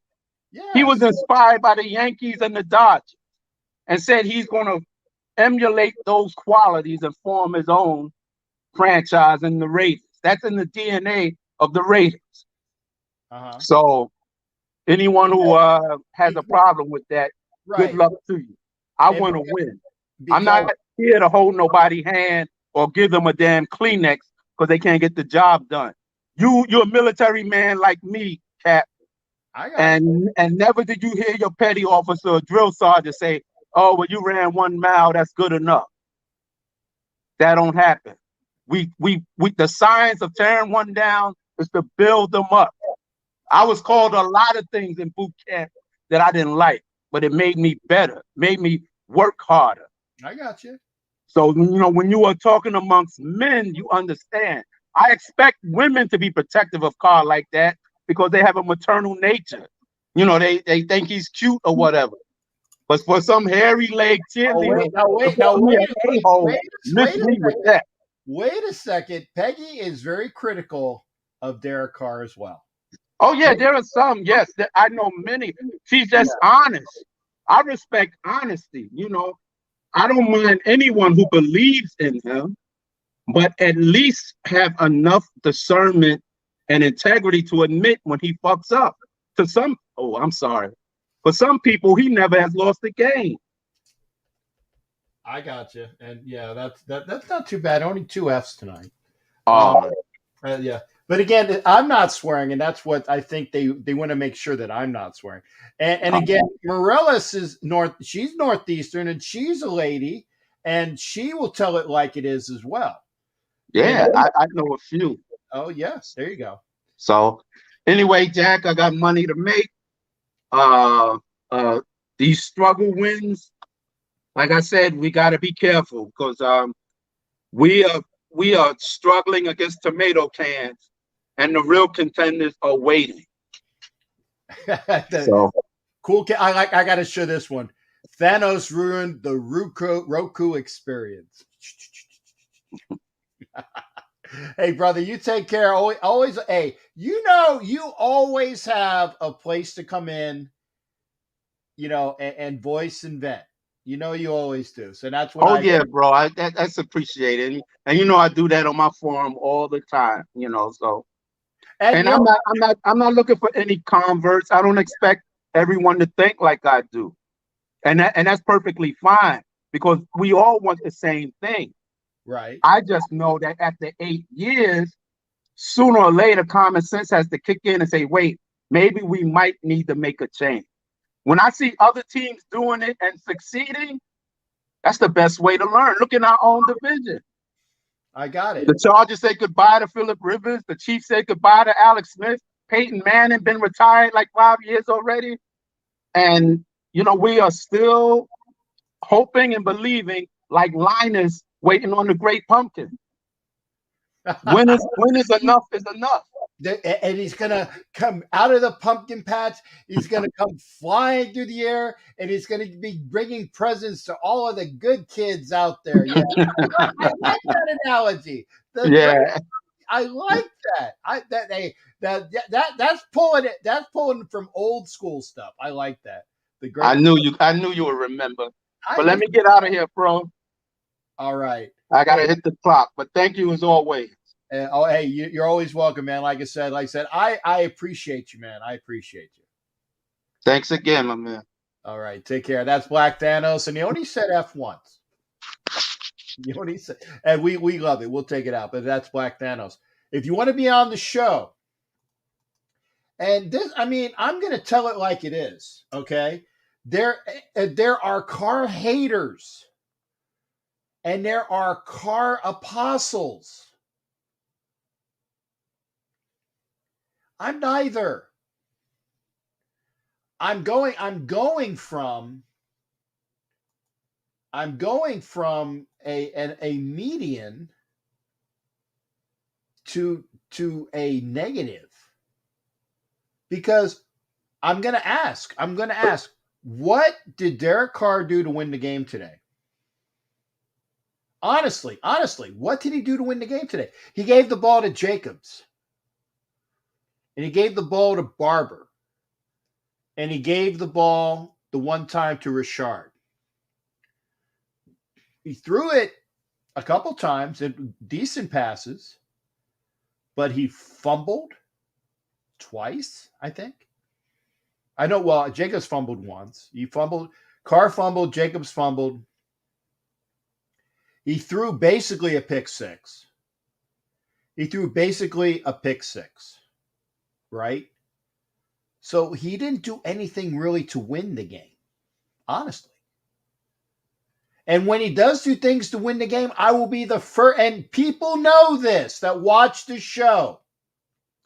I will be the first person to say Derek Carr was one of the reasons why we won the game today. And I just win, man. I do, Francisco, and I'm not throwing you under the bus. And by the way, thank you for coming to the show. Thank you. I'm going to put Valerie's. Can't stand there. Who could race him realistically? And I do that. See, Valerie said the same thing. Whoever's playing quarterback for the Raiders, I'm going to support. But I'm also going to be one of their biggest detractors when they screw up. Fair? Honestly, I'm rooting for the guy. And Kev, I see you. I'm going to bring you up in just a second, Kev. And by the way, thank you for having lights so we can see you instead of it being just a a dark blob. We got Cool Kev who's coming in, and we actually got some light. And we can. Oh, you smiled too. Boy, that's I don't. That's just a you can call me a racist joke, man. It's not a racist joke, but you can see him behind the smile. So again, I'm not a car hater. I am not really a car detractor, but I am going to say what I feel. And Carr really didn't do anything to win the game today. He did a lot to lose it. Honestly. And I'm not going to show that, Francisco. You and Thanos, oh, by the way, good night to you as well, Anna Diaz. Thank you. Thank you, honey. Thank you for coming in. I'm going to be, and Willie Wayne, big changes are coming. And we're going to be joined by Cool Kev. Thank you for coming in, Cool Kev. Like I said, thank you for putting some lights on the subject. So that's right. Got some lights to you. That's right. How you doing? Well, I'm good, man. I even wore my old school, my old. This is the original old captain's hat that, it's like some of the pins are broke still, but I have it around. So I said, I'm gonna, I like this. Captain Jack is Raider Switzerland. I kind of am. And it's not that I'm Raiders. I'm Raider neutral. Yeah. Because I will say when I'm mad, trust me, who is it? Francisco. I was in my Facebook today. I said, and that is the reason why I cannot stand Derek Carr. It was right after the de facto pick 6. I said it right on Facebook. That is the reason why I cannot stand Derek Carr. Did you see that, Kev? No, it was on Facebook. He's 50-50. It's true. But he didn't. He threw when he needed to. But he definitely didn't do anything to win the game today. Yeah, honestly. He managed. He did enough to keep us out of trouble. But still, that screen pass was. He could have pump fake at least. He had enough time to pump fake on that screen, or they should have ran it. That was a bad call. I don't know who came up with that screen. They should have just went straight up the middle with that pass.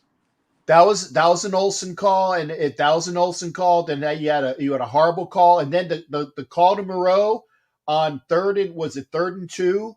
Yeah, when Denver needed to get the ball back, and they had that little that floater to Foster Moreau that was a great call. Yes, yeah. So I get on. I call him. Was it oil can Olsen? Because the guy looks like a bad Italian from a mafia movie with the slick back hair. Okay. Grand Theft Auto. Yeah. But no. And see, I appreciate this from Richie Riche. I'm critical and praise. Thank you, Richie. And Richie gets it. I'm going to praise when it needs to be said, and I'm gonna blast him when it needs to be said as well.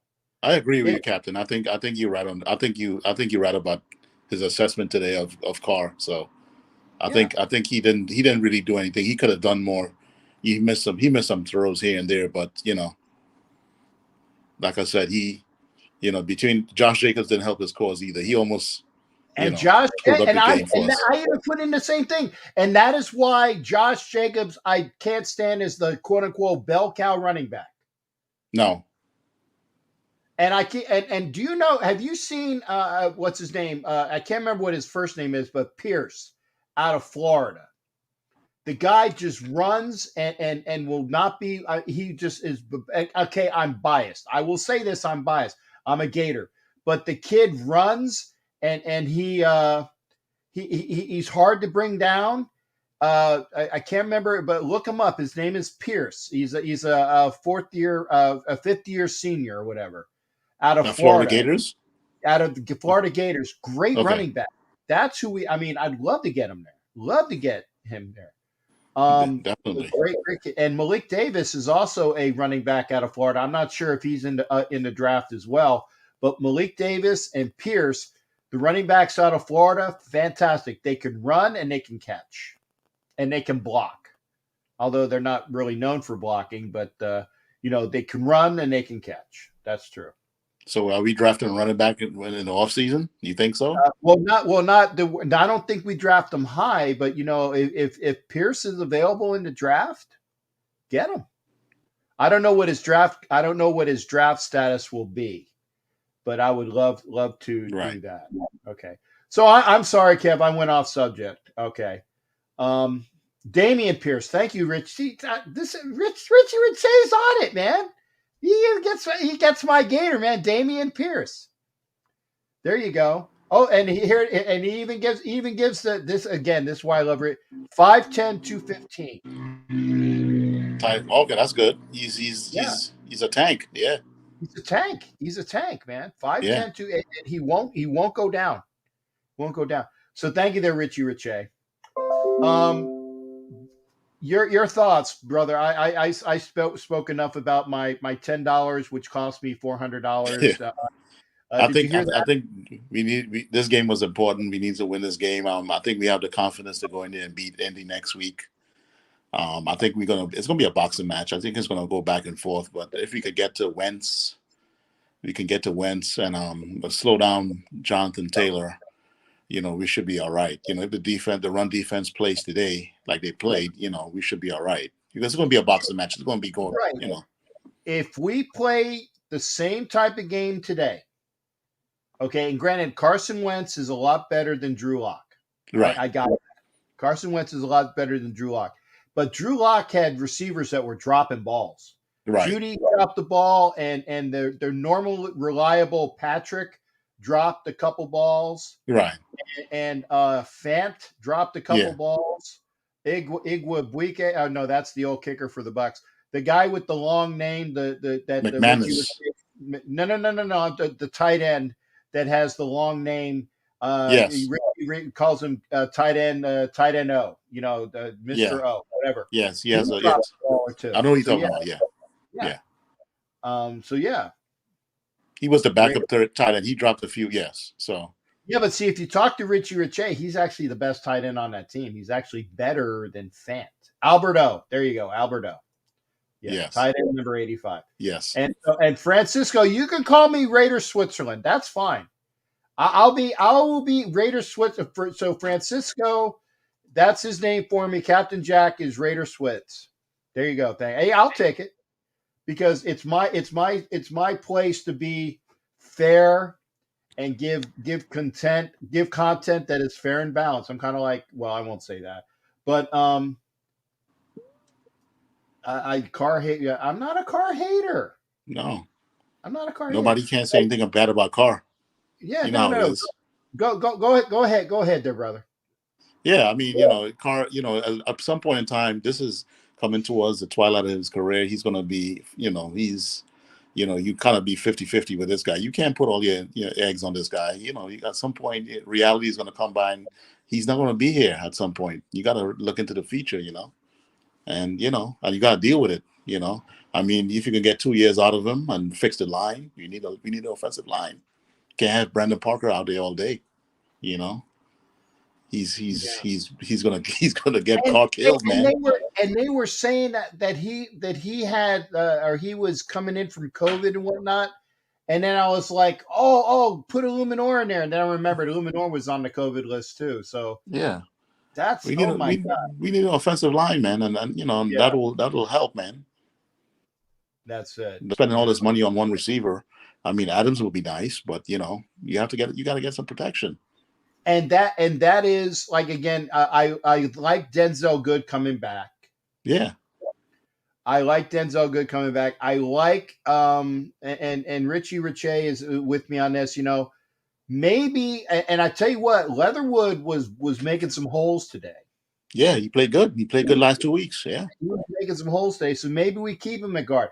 Maybe we throw him on the other side, though. Maybe we have, I don't know, but Simpson's not the answer, but he played well today. Simpson and Parker is not the answer. They're rotational players, if anything. I think we need to draft a right tackle or pick up somebody, in the free agency or something. Yeah. We need a right tackle. So somebody with experience. Well, we'll see, but that's Denzel Good. Unless we have Denzel Good. Because remember, Denzel Good started at right guard this year, okay, and then he got injured the first game, and then we had somebody else come in, and then that's when Leatherwood was out there on an island and he was playing horrifically. So if Leatherwood stays a guard, that's fine. And Denzel Good plays in it. We still need a tackle. Yes, we do. We still need a tackle. So we need a tackle, or if we think that Leatherwood's the answer at tackle, okay. I would rather keep Leatherwood at guard and then and draft a good tackle. We still need a left guard, somebody next to Colton, somebody, So we need help. Yeah, I mean, you can see it right now. I mean, we could have been better off. We had some more help at the line, we'll be better off. But see how it goes. But so yeah, go ahead. Mm-hmm. No, I'm just saying now. Your thoughts. If we play like we played today, we're not winning next week. We're not going to win next week if we play like how we played today. 2 turnovers is not going to cut it against Indianapolis. Can't afford to turn it over. Well, if we play defensively, notice how I changed that. Right. If we play defensively like we played today, right, and our offense doesn't commit stupid turnovers, right, then what? We have a chance. Yeah, you have a shot. Okay. But you can't have that one play on defense where they got the ball back and let the guy walk in the end zone there. You can't do that either on defense. So can't do that. And we can't have Derek Carr basically throwing a pick six to a defensive end. Yeah, none of those screens. I mean, if you're going to scramble, you make sure you scramble and float it. Float. Learn how to float. Don't do all this. I don't know. You can't rely on Zay Jones. You have to get forced to the ball. You have to start taking some shots at Jackson. You got to get him involved. And if Edwards coming back next week? Edwards was in protocol. Jackson played. He had a couple catches today. Zay Jones had a couple catches today too. Yeah, he played good today. So, I mean, you guys gotta. We need help. If Waller can come back, that'll be beautiful. If he does, I honestly think that Dallas is just kicking their butt, 35-7 with 2:23 left in the first half. That this is a runaway. So I think Dallas wins the East. You're right. If they win tonight, I think they win the East. I think they won last week. Well, I think that they were close to the lock. I think that if they don't win the East tonight, I think that they definitely punch a ticket to the playoffs officially if they haven't done so already. They already won the East. They just have to play the games. Okay. So they haven't officially won the East?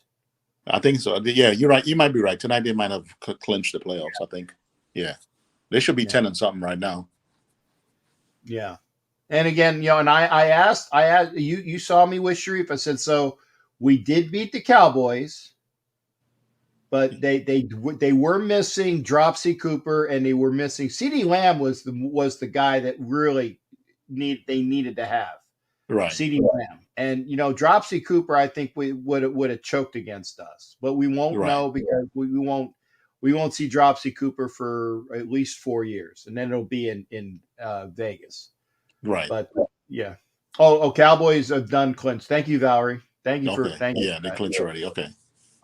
So yeah. But we did beat the Cowboys, and we beat the Browns. But yes, we beat a Cowboys team that was missing players. We beat the Browns team that was missing players, but we were missing players today. Yeah.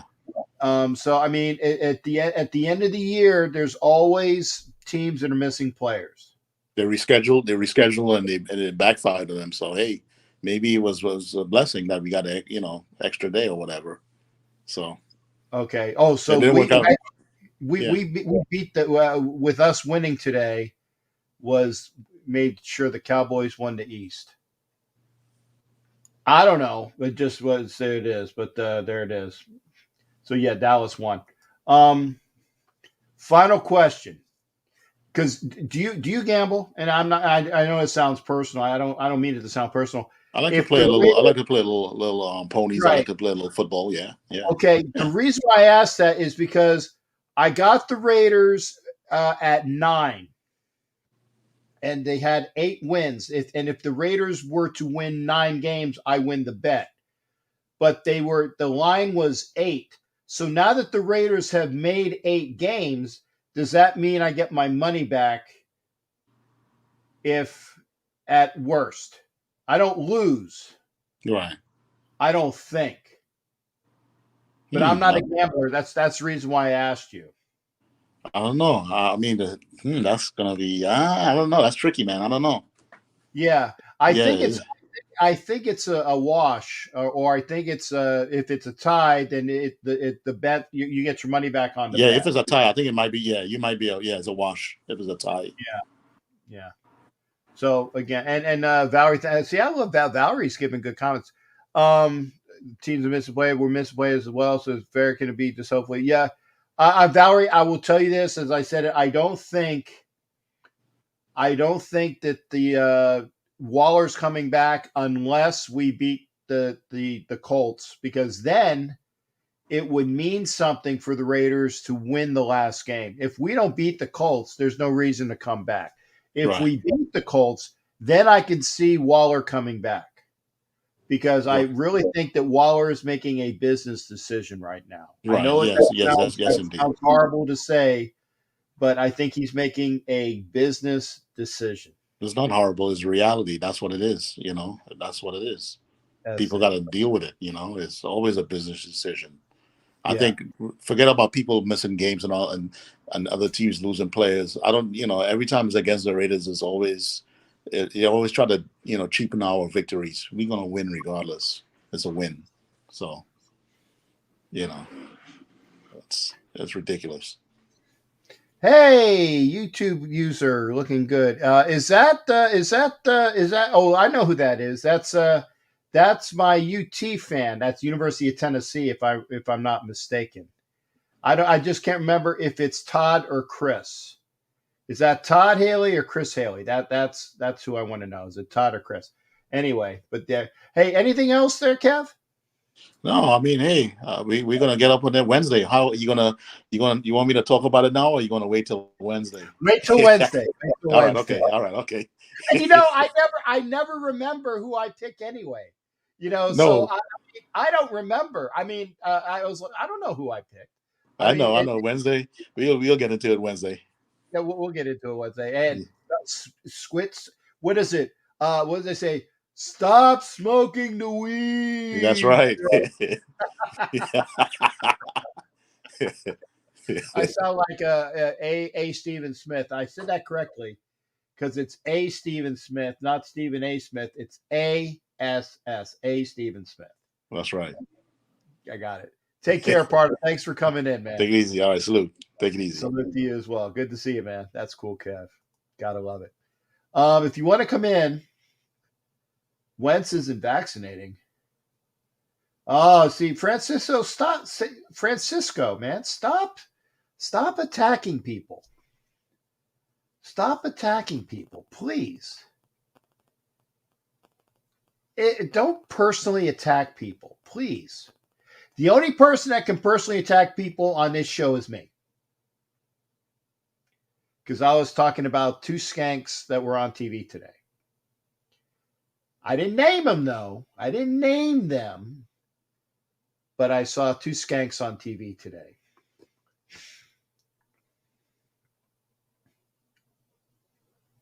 And like I said, if we do get Derek Carr, if we keep Carr, then it would be Adams coming in. But Adams isn't going to come to the Raiders if Carr isn't there. He's not going to come to the Raiders if Carr isn't there. Has always said would rather play in Las Vegas with DC than go back to Green Bay. But that is if Rodgers isn't there. And by the way, that author, you always got to look at the source. Critique, I got you. I'll bring you on in just a second. The author of the article, you always got to look at the viewpoint, because the author of the article is a Carr hack. Let me rephrase that. He is very pro Derek Carr. Very pro Derek Carr. So his slant is Raiders better keep Derek Carr, because if they don't keep Derek Carr, then they're out of the running for Davante Adams. That's the bottom line. It was very pro Carr slanted on that article where they're talking about Davante Adams. And did he actually talk to Davante Adams, or was it he talked to somebody's cousin who knew the doorman, who is the cousin of the boyfriend's janitor, who knows the guy in the locker room that is the doorman for Davante Adams? You see where I'm going with this? It didn't say anywhere in the article that he spoke with Davante Adams. It was, I got it from a source about 16 lines across. My source is the doorman's uncle's, plumber's, relatives, sister's, uncle's boyfriend. Okay? You get what I'm saying? That's the source. And again, Todd Bowles, I've already said I would love to see him given a chance. And I'm going to say another thing. McDaniel out of New England getting his second shot. And here's another one. And I'll get you in a second, critique. Allen out of New Orleans. Dennis Allen. He has been put away and he's learned. Because remember, the first iteration, I'm going to call him by his real name, Belichick sucked with the Browns. The first iteration of Bill Belichick sucked in Cleveland. But when he got his second chance, technically his third chance, because he was coach of the Jets for a minute. Literally a minute. But I would love to give Todd Bowles another chance. Keep Carr, get Adams, build O-line, get DT first round. I like Valerie's thinking, fill our holes in position, draft a quarterback in the third or fourth round. Don't draft a quarterback this year, Valerie. 2023.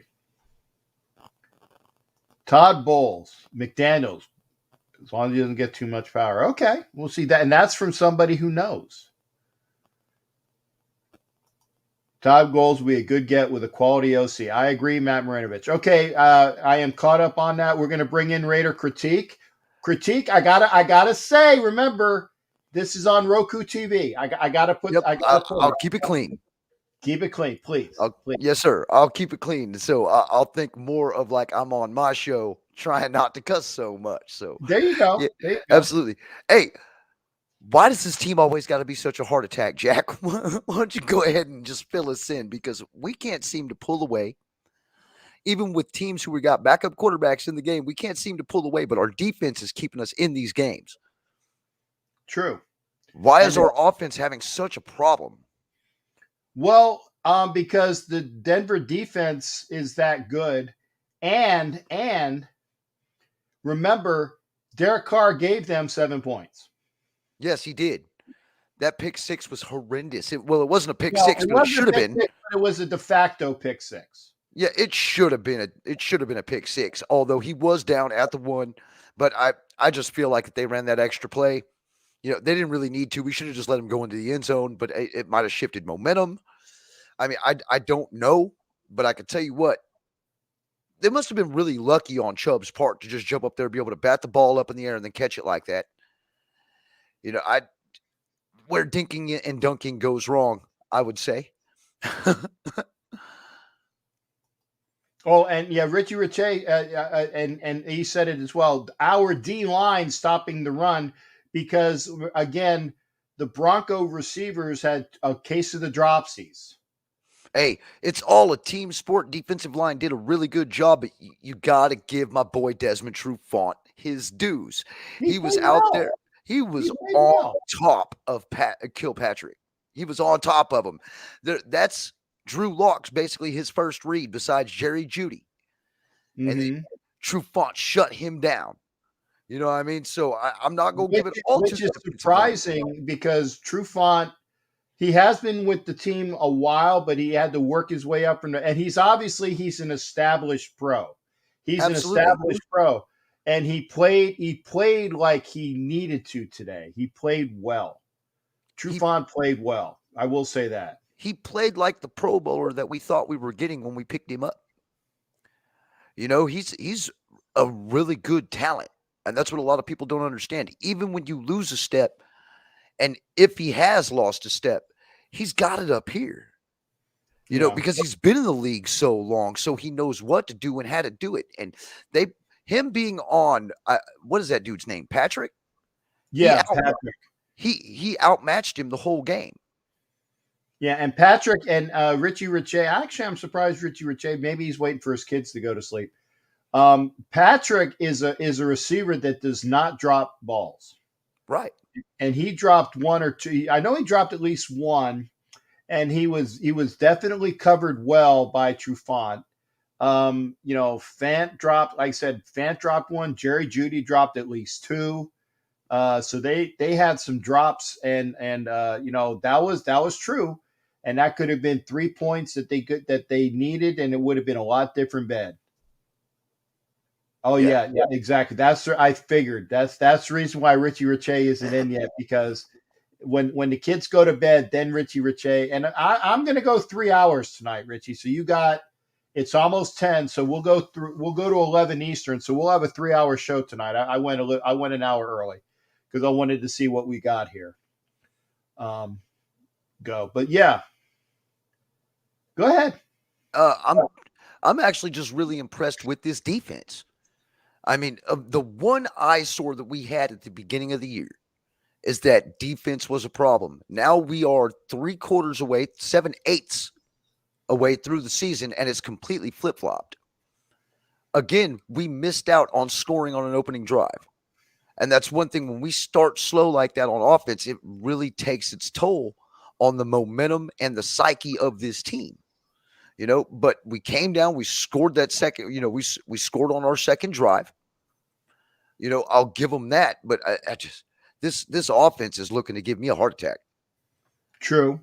And again, for those that don't know, I am the guy with the heart problem. Right.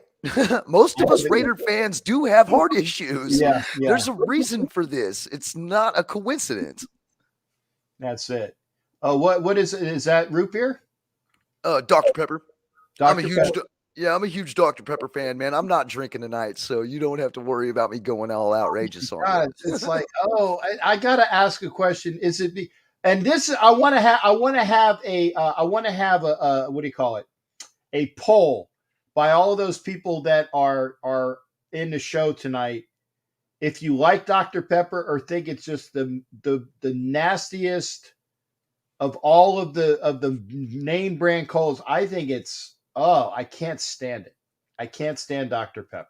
I'm not the right one to be asking about this. I know, because Dr. Pepper is my favorite, dude. Exactly. You're the reason why the poll, because I got other things to talk about. I was gonna say I can't stand Dr. Pepper, and the counterpart is Mr. Pibb. I know that they're close because there's like one's Pepsi, one's Coke, or the other thing, because one has, it's kind of like what is it? There was Slice and it was Mountain Dew, and then there was another one. There was equivalents, and Dr. Pepper and Mr. Pibb are kind of like an equivalent. Right. It's Mountain Dew, and then I guess what you would call out east there, you guys got Sundrop. Sundrop? Okay. Yes. Sundrop is pretty much the same thing as Mountain Dew. Yeah. By the way, not Dr. Pepper, but Mountain Dew does have things that cause prostate cancer. That is not a lie. That is the truth. I think it's that yellow 40, isn't it? Thank you. It is a chemical that is in there that has been banned in Europe. Okay. And I stopped drinking Mountain Dew when two of my gal pals both had husbands that died of prostate cancer. And they were consummate Mountain Dew drinkers. And also Patrick Swayze, the actor, died of prostate cancer, and he just would guzzle Mountain Dew. So I'm just saying, for all you dudes out there, and I used to love Mountain Dew. I did. I used to love Mountain Dew. And I think I've maybe had literally 2 or 3 in the years since, knowing that the chemicals, now granted, there's a bunch of chemicals that'll kill you anyway, but I'm not going to drink something that I know for a fact will give you cancer. So there. Right. So no Mountain Dew, and I can't stand Dr. Pepper is nasty. Hey, but that's one thing you can say about Dr. Pepper. Dr. Pepper was actually made back in the day to be a medicine. The pharmacist used to pass this around. They wanted you to take it at 10, 2, and 4 o'clock in the afternoon because they said it promoted better health. Now, if they knew what soda really does to you, like what we know nowadays, they probably would have never went on that slogan. Yeah. But it is something. But they also said Moxie was a medicine too. And if you've ever had a Moxie, you'll never drink one of those again. Yeah. It is. You think Dr. Pepper's bad? Try Moxie, Jack. It's terrible. You got to go get it in Maine. No, I won't, because if it's anything like that, I'm sorry, pancreatic. It was okay. Apologies. Pancreatic cancer, testicular cancer. There's a bunch of different cancers that chemical, that yellow 40, whatever the hell it is, and you can look it up. It is banned in Europe as a carcinogen. Carcinogen means it's cancer causing. It's like those folks that used to do sweet and low because of the saccharin. What is saccharin? It's a carcinogen. Exactly. Look it up. Yeah, saccharin's no good. If you're putting saccharin in your drink anyway, you're just better off with high fructose corn syrup. I mean, it's not sugar, but it's not as bad for you as saccharin would be. Because my aunt used to make saccharin tea. I wouldn't touch it. Yeah. And at all. It tasted terrible. Why would I drink that? You can't do Grand Marnier? No, that's a slam at me, Velvet. I know, because she knows I drink. Well, you know what? Just for you, Velvet. Just for you. Okay, wait, there it is. Just for you. Okay, because this is a visual. This is a visual, and I haven't had any tonight. Yeah, water does rule, Willie. That's the best way to go, man. Just do water. Just not out of your tap, because you have no idea what they're putting in the city water neither. Woo! I took a big slug. I took a big slug of that. That's like 2.5 shots. Anyway, so I gotta ask you.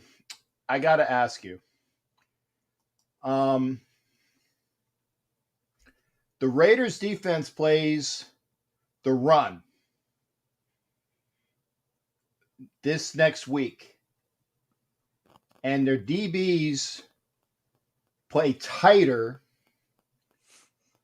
than because they played well today, but they still like I said, the Denver receivers dropped a lot of balls.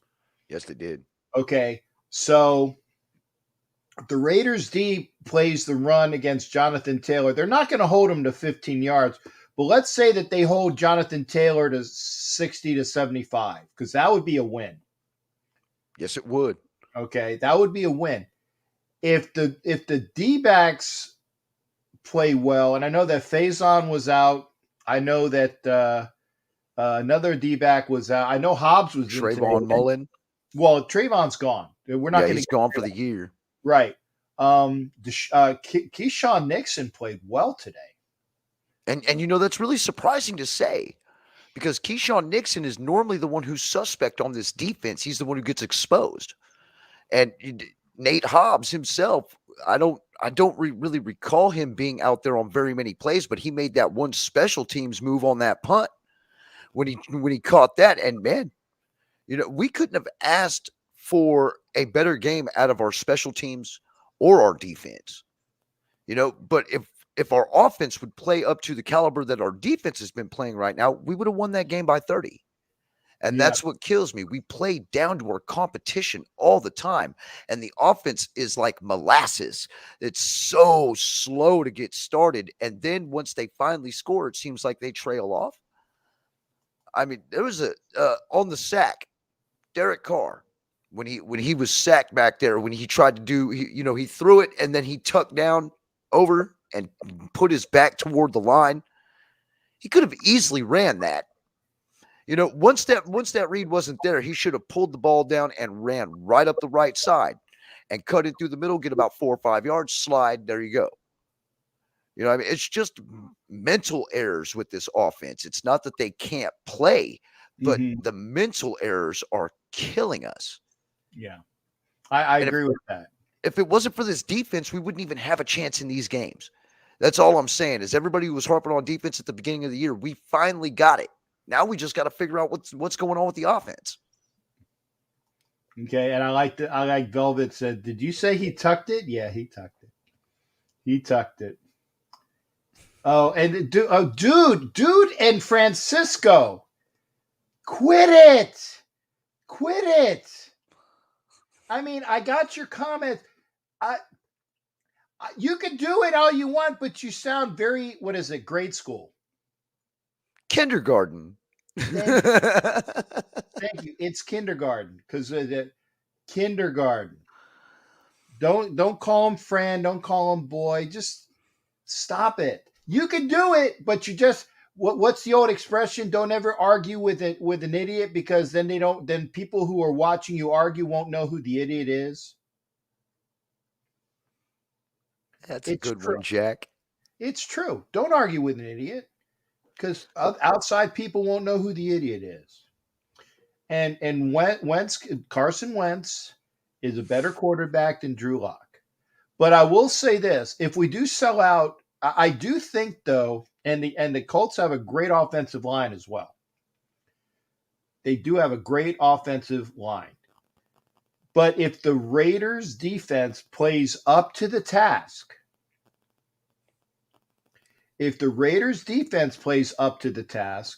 then maybe the Raiders can squeak by with a win. And it would be a squeaking win. I believe that's the only way we're winning next week. We have to be able to shut down the run, and we've got to be able to shut down T.Y. Hilton. Yes. And I'm telling you right now, Carson Wentz ain't no joke. No, he's not. He's not. And there's a reason why that team is red hot right now. And if we play next week like we did the last 2 weeks, it's going to be a close game, but if our offense cannot show up to play, we're going to lose. We cannot keep relying so much on the defense. Right. The offense needs to. I can't remember when was other than Dallas.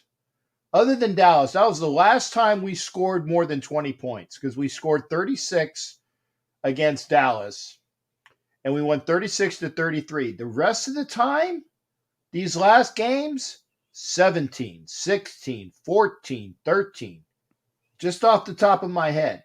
Yeah, and you're nailing it right on. For the last month, we haven't scored above 20. Right. I don't even think I think we've come 3 points from 20. And that was against the Chiefs during that blowout. Yeah, I don't even remember that game. I mean, literally, that game was so lost. I don't remember the score. I block it out. I know that they dropped the 40 burger on us. That much I remember. Yeah. It was 41. I want to say 41-10 the first time we played them, and then the second time we played them, it was 48-9. Yeah. So yeah, it was just terrible.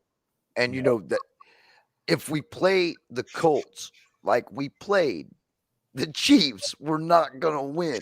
I don't want to sit there and think to myself and get my hopes up that we're going to make the playoffs because these Colts are no joke. So if anything, they're going to have to dig deep and they're going to have to win these games, whether they squeak by or blow them out.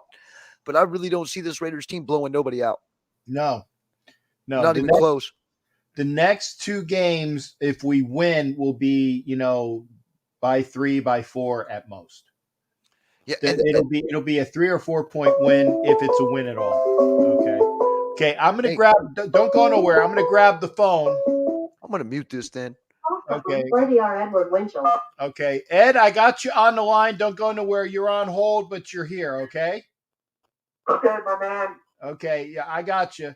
Critique. You're still. Give me your best. Give me your best out. My best out. Your best out the door. Like I said. Actually, I'll give you 2. 2 heavy thoughts from Raider Critique. By the way, make sure you support and go to Raider Critiques. I'm gonna take this off so you can see. Oh, I had the other thing on. Gosh darn it! It's okay. I don't need 2 heavy thoughts. You can do with 1. Okay. Pray that this defense keeps us in these games. We have to go against the Chargers. If the Chargers beat us, I might beat myself up. because I can't stand the Chargers. So please, let's just all sit down and pray that the offense somehow can score 20 points in the next 2 games and the defense can hold these other teams down to 17. This would be a wonderful, wonderful year if we could just see our Raiders go to the playoffs, even if we are one and done. And I'm being honest about that. I don't know if I want to see this team in the playoff, but if we do, depending on who we play, we're probably not going to make it past the first round. But hey, it's a start. Okay. Well, if Richie Richey says we're going to beat the Chargers, which means I will win the bet because that would be 9 wins. So we'd be 9-8. Richie, I'm always skeptical about that game. The Chargers play against us differently than they play against everybody else. True. They really show up to play against us, and it showed last time we played them too. They won, and they were the better team that day. When it comes to the Chargers, you got to understand they're going to play a little bit differently against the Broncos than they play against the Raiders. We used to share a state with them, and guess what? We have been infiltrating their stadium for years. They have an utter distaste for us. True. That's true. I tell you, the Raider Nation always beats the Chargers fans. All the time. All the time. Raider Nation always beats the Chargers fans. And the team usually will split, if not win out. But we'll see what happens. Critique, sir, I got to salute you for coming in. It's always a pleasure, shipmate. You take care of yourself. Make sure you check out Raider Critique on his YouTube channel, Raider Critique. Make sure you put it there. He has his comments in there, so make sure you support him on YouTube as well. Yeah, make sure you put the punchline in there. It's where we don't drink the corporate Kool-Aid, baby. Thanks again, shipmate. Good hearing from you. It's good hearing from you too, man. Good win. Go Raiders. Go Raiders. Thanks again, partner. Good to see you. Raider Critique. Make sure you're there. Go hit him up on YouTube. Ed Winchell, you're on, sir. What's going on? I'm in the best mood I've been in for 5 years, Jay. The bet? Whoa, I know, and I know why, and it doesn't have anything to do with the Raiders win. No, absolutely. It has absolutely everything to do with the Raiders. I'm just trying to be very optimistic. Figure this out. Okay. Finally, the Raiders have an opportunity to turn everything around. By that, what I mean is, if Gruden was still there, I think we would continue to have the same old stuff, which is mediocre. Mm-hmm. We are now in a position to start brand new and fresh. Next year, we're going to see changes everywhere, and they can't be for the worse. We're going to have a new head coach. Hopefully, we're going to have a new GM. Hopefully, and I know people are saying, if you want to get rid of Carr, who are you replacing him with? Finally, I think with Gruden, Carr would have stayed here as long as Gruden stayed here and take us nowhere. But I don't think I know a new head coach will go out and find the right quarterback to take us to the next level. So there's all these good things to feel good about instead of a year ago, we're hoping, let's hope 21 is a good year, blah, blah, blah. And there were really no changes. We made a couple additions, but for the most part, the team was pretty much the same. Next year, we're going to see a whole new Raider system from top to bottom. And I think that's a much better place than we've been in the last 5 years. What do you think, Jeff? Well, I agree with you in the fact that this will be a monumental offseason. Monumental and historic for the Raiders. Hey, Sarah's in here. Thank you. And I saw Sarah the other night. Sarah, thank you for coming in. And Sarah reminded me that she has been a member and a watcher of this show for a while. My apologies. I missed it. So I love it when the ladies are here and they can dish it out and they have knowledge. So again, welcome to Sarah. Thank you for being here. But like you said, Ed, this is going to be a monumental, historic offseason for the Raiders if and I do sound like the Jewish guy from I love doing this. Aha. It's if they have a real blow up and oversight of the team, where it's not Mark Davis deciding who the quarterback is going to be before he decides on who the president and the GM and the coach are. That is ass backwards. Ass backwards. I agree. If they do things correctly and Mark Davis hires a president of football operations who figures out who the correct general manager is, and they decide in a compendium of brains that actually know who the coach should be, then they decide if Derek Carr is going to stay or if he's not, if we're going to go out and get Devontae Adams or not, who they're going to pick up and who they're not. So again, it's from top to bottom, president, GM, coaches. And Richie Riche is going to join us in a minute. Thank you, Richie Riche, because I know we're going to get some good stuff from him now that his kids are asleep. But yeah, I agree with you, Ed. What would you say, Jay? Jay, what would you say if I told you we can easily have 3 number ones, 3 in this next draft? Because we're trading Derek Carr for two extra ones? Washington football team has offered us a 22 number one, a 22 a third rounder, and a 23 first round. That was the initial offer they presented last week. We go back to them and say, no. We want number one this year, and 2 number ones, and the third, and the Raiders will get their own number one, because of the record. So we got 3 number ones. Okay. And what's your source? Ed, number one. I got to ask, Ed, because I do this for my living as an analyst. What's the source on that? I don't know, but I read it. It was some sports outlet that I'm very familiar with. Okay. Bear talked about it last night. Bear heard it last night, Jay. Okay. Bear brought it up last night that he heard the same rumor. Okay, but see, now you had me, and then you lost me with the word rumor. Okay, I guess it's a rumor. Yeah, it's a rumor because again, I want to see the sourcing of that because I am an analyst and I deal with reality, and I'm not saying that what you're saying isn't reality, but I want to see bona fide facts. This source said by the author who said the Redskins were going to give us 2 number ones and a 3, and we balked at it. I want to know the source, the author, and the content, and when. Okay, and I'm not bitching at you. That's you know me, Ed. That's what my job is. I want to know facts and the sourcing before I say, oh, that's plausible. So, but yeah, if what you are saying is true, and Washington would be giving us 2 number ones and a 3, I'd take that in a minute. And by the way, I would ask whoever wants Josh Jacobs, I'd take a pick for Jacobs as well, and I would draft Dameon Pierce.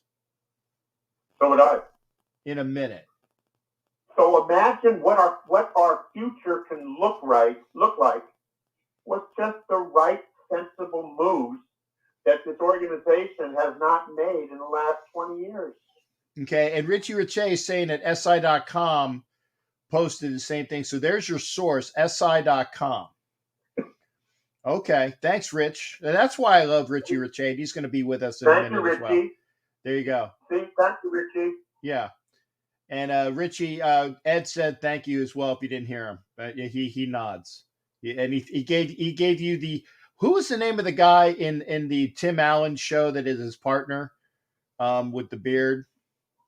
You know, Tool Time show, Tim Allen's sidekick. His sidekick guy. Yeah. He gave you the 2-handed Cub Scout salute. You know, so you got a 2-handed Cub Scout or 2-fingered Cub Scout salute from Al Borland. So Thank you there. Yeah. Jay, imagine that scenario for a whole new coaching staff. Yeah. No, I'd do that in a minute. I'd like to get rid of Greg Olson too. Oh, he's gone. Hey, folks, don't worry. The one thing that we can definitely see is that there is not one coach. Well, maybe one. But there probably is not one coach on this staff that's of a high level, i.e., high coordinator, that's going to stay. Okay? Bisaccia is gone. Greg Olson is gone. The only one that might stay, maybe, is Gus Bradley. Maybe. And that depends upon who the head coach is. That's all I'm saying. We'll see. That's right. That's right. Yeah, and Richie Richey says the D-line coach might. But, the D-line coach is Rod Marinelli, and I don't think Rod Marinelli is going to stay, Richie. I really don't think. Rod Marinelli needs to go. He needs to go. Yeah, I don't think Rod Marinelli is going to stay. There's, when we lost Brenson Buckner, the coach, we let him go. When we brought in Marinelli, I really wish we hadn't have done that. But, So I'm saying, Jay, all I'm saying is the future looks bright, and I think if we have kept everything the same in the beginning of the year, we see the same thing next year. But we're not. We're going to see a whole new future for the Raiders. They cannot compete with the past. They got to get rid of the past. I agree. Create our identity and our new legacy. I think we're going to do that. I agree. Now, Ed, I got to ask, do you like I said, and I want to get Richie in here. Your best. Do you think if the Raiders defense plays the way they did today and actually play better in the secondary, is there a chance against the Colts? Yes. Okay. And you heard it. If they play like they played today, there is a chance. Yep. Stop the run. Play better on the back end, and obviously the offense can't give games away. And they almost gave away the game. How many yards did they have today? 59 rushing. Well, there was 15 rushing. I don't know how Richie will give some stats. I know he'll have it. How many yards, Richie? How many yards did they rush for today against us? Well, Richie Richey will put that in his 15 yards. Yeah, Richie Richey 15 yards rushing. All 15 yards rushing. He had a bunch of passing yards, and he could have had more passing yards, but the guys dropped the ball. Ed. Thank you there, shipmate. Always good hearing from you. I agree. There are plenty of things to be happy about for next year. 2022 is going to be a great year, and it's going to start when I go out to the draft. Yeah, it will. All right. Ed, thanks hearing from you, brother. You take care, brother. You too, brother, and Happy New Year. Happy New Year to you as well. Always a pleasure. Bye-bye. All right. That's Ed Winchell, man. Great for Ed Winchell to be in here. Okay.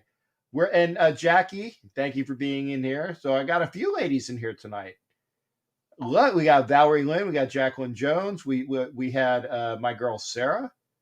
Thank you, ladies. I appreciate you being here. Remember, Captain and Wenches on Tuesday if you can, because I'm here, but I have ladies, the Wenches, and they allowed me to say the Wenches. The Wenches, DC Peggy, Angria Trask, Kevlar Prom Dress, Heidi, very knowledgeable ladies coming in. So we'll see that. Now, we're without further ado,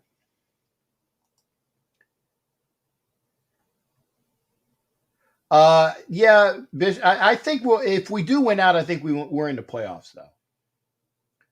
I think we're in the playoffs. And without further ado, let's talk to my favorite Canadian of all time, A. How you doing? I'm good, man. How are you doing tonight? Richie Richey, good to hear from you. I'm all right. So we're gonna get a analytical and unbiased.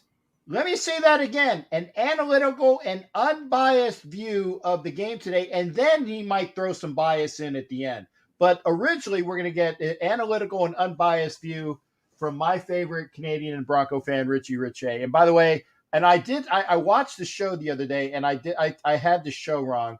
I knew it was Mile High Roundtable, but I flubbed up the name of your show. I apologize. And I heard the thing after. I said we got to teach Captain Jack what the name of our show is. I watched it. See, I did. I actually watched it. I like that. You were nice to me saying I was a schmuck, but you did it in a nice way. It's Canadian in me, right? It was the Canadian you. What's going on, brother? Take Not care. much. But I had one thing right. The one thing I had right: stop the run and run on the Broncos. Yeah, well, we kind of helped you stop in the run because we only ran the ball one direction. Behind. Well, no, we ran from left to right. We never ran from right to left. Yeah, I noticed that. It was all over to the left side, and we had that pretty much done. You should have seen our group chat. I was like, we were all screaming, saying like, "What's wrong with you?" Like, it's almost like Shermer was calling the game like this. Well, actually, the one time you did run it to the right, Crosby wrapped around that guy because he came around the end and he wrapped him up because he was going to the right side. The one time I remember you running to the right and Crosby, he didn't clothesline him, but he did drag him with his right arm and just hooked him. He was gone. Sorry, I should have been more specific. We had three or four plays where our left guard pulled to the right hand side. Where we had well, we didn't really have success, but we had modest success for like a yard or two, and then but the problem is that our right guard Quinn Miners, although he started playing center a little bit more, and so that kind of threw me for a loop. So I wondered if Schlotman actually got hurt or something, but I didn't see what went on there. But Miners is he's like he'd throw Crosby out of the way, like he is that strong. Like he is literally that strong. And if we had Moody in there too, Moody would also take Crosby and just literally with one hand just toss him because he was the guy. If you know who Moody was, he was the lead block on that one run. And I don't know if you saw your center defensive tackle, but he was thrown back by Moody about 6 yards. He was thrown into the back of the end, like into the end zone. Yeah, I did see that. I don't think you understand. In the Denver Broncos locker room, there's a known fact that Moody might be the strongest human being that anyone in the locker room has ever seen. Like I will take your word for it because I know you don't lie about stuff. No, he's ridiculous. Like, and I mean stupid. Like in terms of strong. Moody's issue though is that he's got shorter arms, so he doesn't particularly do well against lengthy defensive ends and defensive tackles or even outside linebackers. So that's really why he's not our starting guard right now, is that he's struggled against guys like that. So he's clearly got the strength. I mean that play alone should have basically given anyone anything they need to know about his strength. Problem is he doesn't have the arm length to keep those longer guys at bay, and it's really hurt him, I think, in his development. Was there any way that we can get him on, or not we, but I'm the royal we, to get him on a rack and like stretch him out so that you can, stretch out the arms, I don't know if they develop that surgery where they break your arms and extend them. I know that some guys do that with their legs, but I don't know if they do that with arms. I saw it on Star Trek Discovery. I'm serious. I saw it on Star Trek Discovery. They broke a guy and they injected a Klingon into the guy's body, and he was like a Klingon from the head. But then they had to break his arms, and because it was like the longer portion, and they had to do. I remember that. And by the way, I would love to get Paramount, but it's very expensive. So the only time I've seen Discovery was the one season that I got for free watching from DirecTV. And I'm being a geek. I know I talk about other things other than sports, but if you guys tell me, do I really need to delve in this? The Paramount channel to see Star Trek Discovery, because I'm a Trekker, not a Trekkie. That is wrong. It's Trekker. I'm a Trekker, but I'll do that. Go ahead. Yeah, Richard. so there's a few things I noticed in this game for the Broncos that I think did us a disservice, and obviously it was one of the big reasons why you guys won, was that you were able to stop the run game. We failed to run. We failed to run 2 tight end sets. So 12 personnel, for those that know the technical term for it. And the personal way that I think we would have been better off running that is flanking tight ends on either side of the tackle. So tight end on the left-hand side of the left tackle, and then another tight end on the right-hand side of the right tackle. And then so that didn't work. You can also run a few plays off of that where you end up with the quick kind of loop around where you end up with the crossers, those quick crossers where you can run it off the same style of play. Yeah.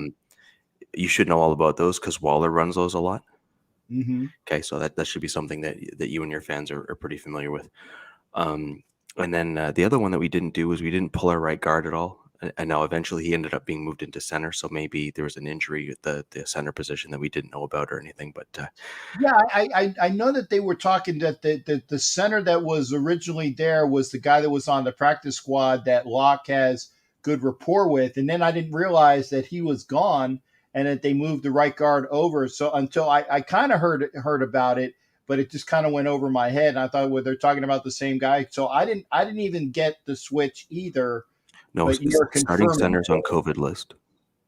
No. It was the center that was there. Yes, yeah. Was the guy that was on the practice squad that Drew Lock had good rapport with.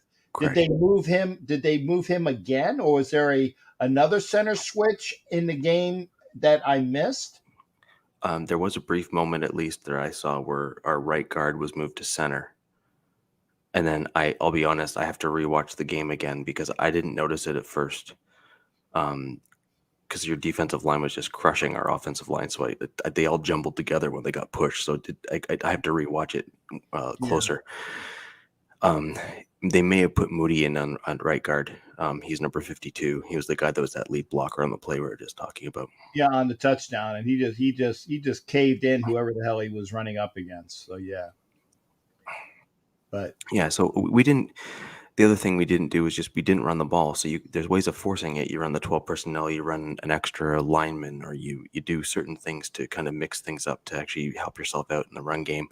Our offensive coordinator didn't do that at all. Now, in fairness, though, I actually agree with one of the comments here. Not just what Mike said, but then also, actually, Mike said it both times here. I agree. I actually think that I agree because I think that if 2 or 3 of those like 5 or 6 drop passes were actually caught, I actually think that you would have been maybe looking at a little bit different game because then the Raiders would have had to shift their coverage back and actually play more off and not commit to the run stopping. Mm-hmm. And then I think that the Broncos could have done a bit more of a balanced attack in terms of go run and pass, et cetera. And I just think that the receivers were letting Drew down. So then the Raiders were saying, fine, I'm just going to commit to the run. And then eventually they said, well, wait a minute, the receivers are messing up. So let's drop an extra guy back in coverage and we'll still stop the run. And that's what you guys were doing in the third and fourth quarter. Right. And again, I saw that because and I said it at the top of the show, Fant dropped 1. Patrick, who normally doesn't drop anything, Fant dropped 2. Patrick dropped at least 1, if not 2. Let me see. Jerry Jeudy dropped at least 2, and I giggle about that because everybody would always say that we drafted the wrong receiver with Ruggs over Jeudy. No, we drafted the better receiver. We drafted the better receiver with Ruggs. Now, CeeDee Lamb, there's an argument there, but CeeDee Lamb is not going to take the top off of the defense, and that is why we drafted Henry Ruggs. But that argument is OBE. Okay, it's gone. Okay, but getting back, Alberto dropped that pass because Trufant put his fingers in there just enough to dislodge that what would have been a touchdown. I'm sure he would have grabbed it and just kept on rolling, or at least it would have been red zone, like within the 10-yard line for sure. Right. Yeah. I mean, I can give Alberto a pass on that one a little bit. It was a contested catch. The ones that I have no time for are the ones that the one that Jeudy got hit in the hands with and just dropped. The ones where Patrick got hit in the hands with and just dropped. Fant had the same thing. Those types those ones I have no excuse for, and those ones the wide receivers have no excuse for. That's their job, and that's what they should be able to do. They should be able to catch those that are thrown into their hands. My comment kind of still stands is that I think that if half of those maybe got caught, they were coming at opportune times for the Broncos, and we could have really changed the complexion of that game quite a bit because most of those were actually big gains. Most of those were 15, 18, 20 yards downfield. that were all dropped. And the one thing that I think that most Broncos fans and Raiders fans probably don't know this, but Broncos fans certainly do, is Drew Lock has gotten this really bad rap for throwing really bad balls in terms of taking too many risks and throwing to like really bad coverage and that kind of stuff. Those are really well thrown balls. Those are really, really well thrown balls. And I really want to make sure that enough of Broncos country looks at that and doesn't look at Drew and say, you messed up. That was all on the receiver, full stop. Yeah, and I think that was Drew Lock in his rookie year. And Drew Lock, because this is his third year, right? Yeah. Drew Lock as a rookie sucked wind. Okay. Drew Lock last year wasn't a finished, polished product, but he got better as the season progressed. Now you got a quarterback that, and again, I'm honest, I thought he sucked at Missouri, and because I'm an SEC guy, I thought he sucked at Missouri. I said, "Oh, the Broncos drafted Drew Lock." Giggle my goony goo goo butt off. I had no like, oh, great, okay, ha ha ha. He's gotten better. He's gotten better. And they're going to figure out whether he's a finished product to go into the camp next year as the number one, because Bridgewater ain't going to be there next year. No. It's going to be Drew Lock if they decide to keep him, or Horseface is going to go try to find a quarterback. Uh-huh. That who we all know who Horseface is. So yeah, that worked out so well so far. Exactly. Well, and as of right now, I think it's a fair comment to say that I think the Broncos have basically already made a decision. I don't believe they believe in Drew Lock. Yeah. And so I think one way or another, we are looking at someone new. And the worst thing about this is that this is the worst year to need someone new. Yes. So my gut basically says that I would almost rather us ride with Drew Lock. Yeah. And maybe draft a second round flyer on some guy or a third round flyer on some guy in the draft or something, or go after a practice squad guy from another team. But then what I really want us to do is load up on the offensive line, load up on the defensive line, which are all good this year, and then get another edge in this year's draft. Because that's what we need. You saw our offensive line did not hold up well against your D line again this game.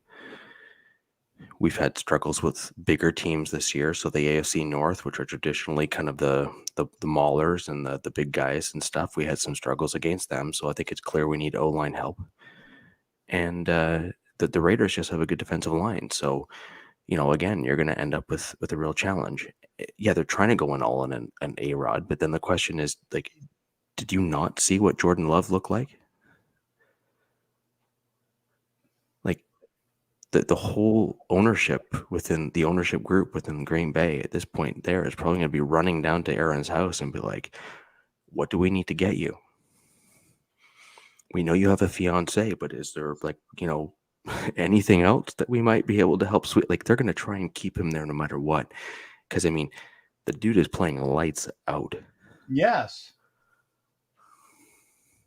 I agree. And the thing is, though, is that can they kiss his arse enough to keep him there?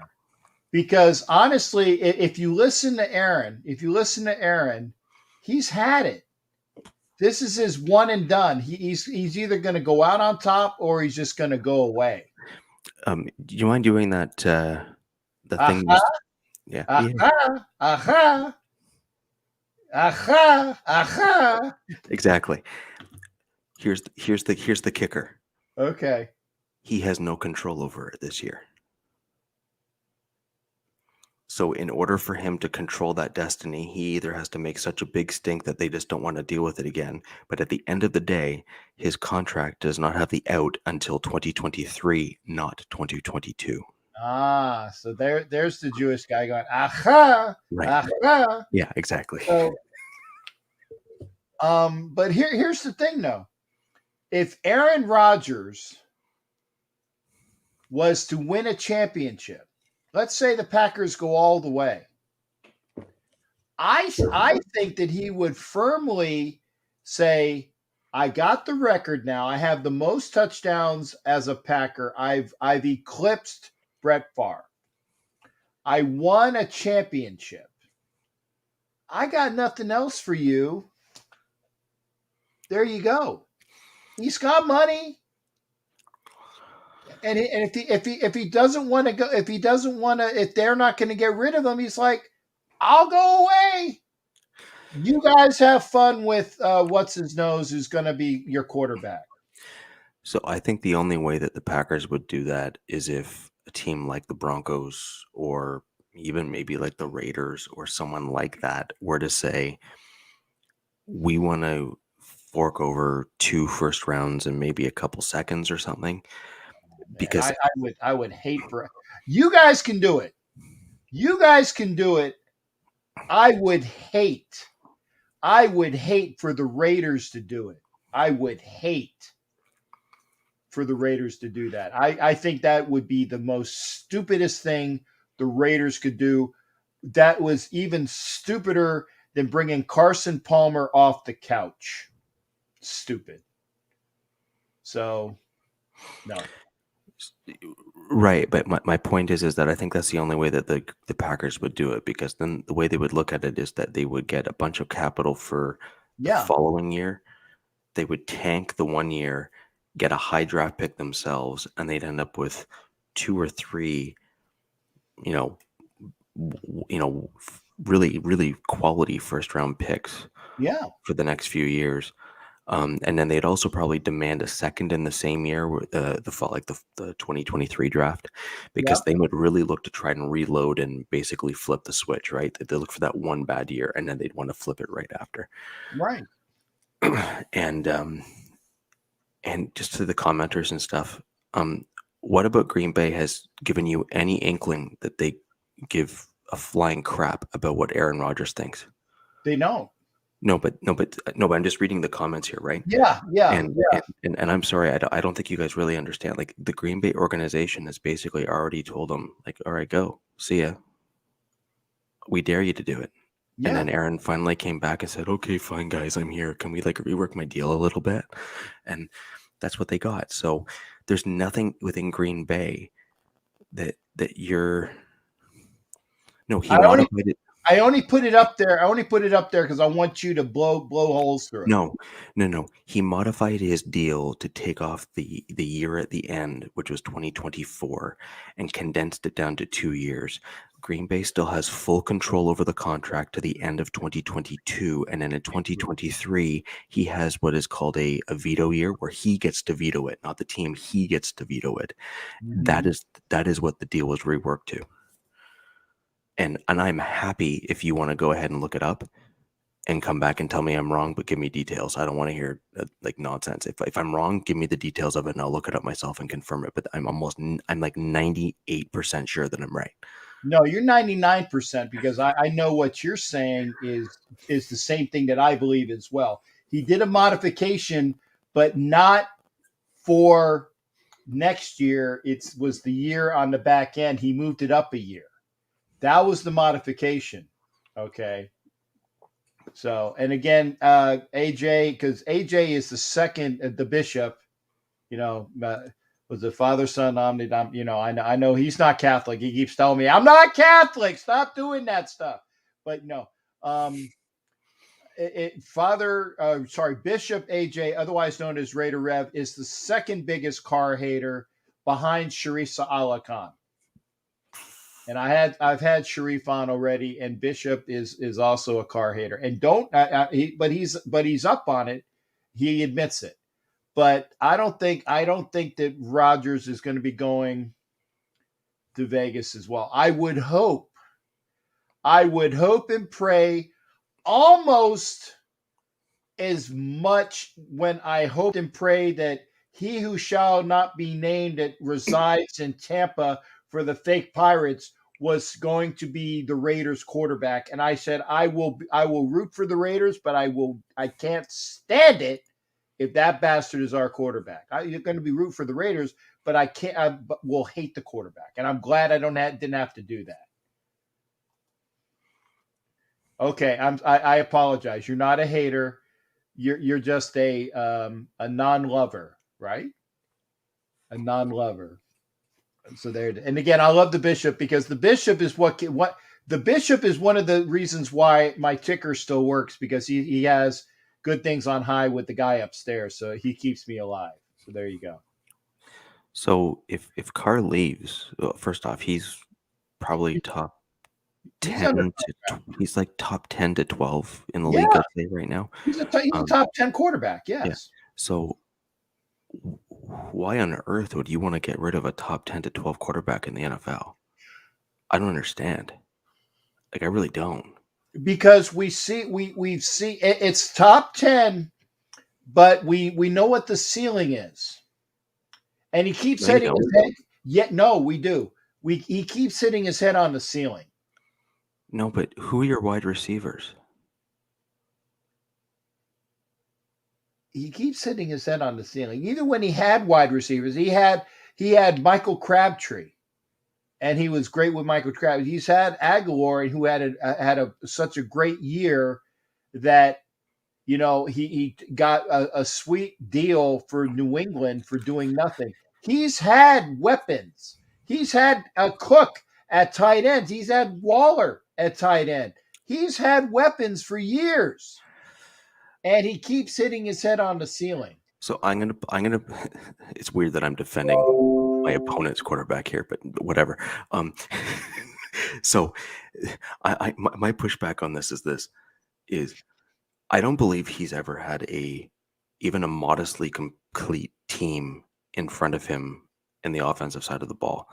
He's either had a good offensive line and good in one or two positions, but not completely well-rounded, or he's had a really crappy defense, which has really put the offensive in a really bad position in games, or he's had an offensive coordinator that hasn't really meshed particularly well with him, or even if they do mesh, they're still garbage, right? And I think that Olsen and Carr probably mesh pretty well, but I just don't think Olsen's a very good OC, just kind of like Shermer.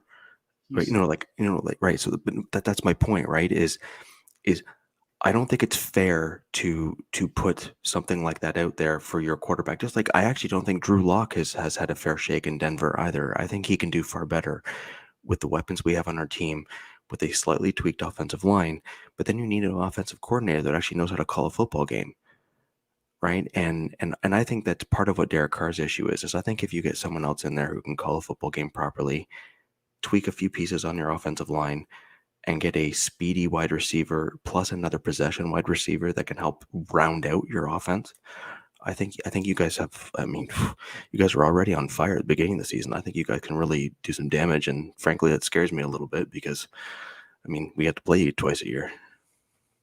I think that there is people were talking about getting. I think his name is Olave out of Ohio State, and just the mere thought of another Ohio State first rounder, even though the kid is good, the mere thought of another Ohio State bust just rivets me.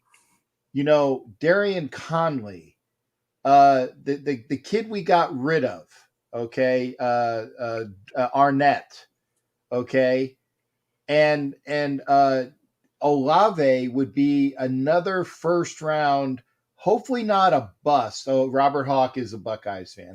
I'm going to show you this. Good to see you there, Robert. I don't want another Ohio State bust. I don't. But like I said, if we were to get, everybody keeps banging the drum for Devontae Adams. We'll see. But that is a lot of capital in one player.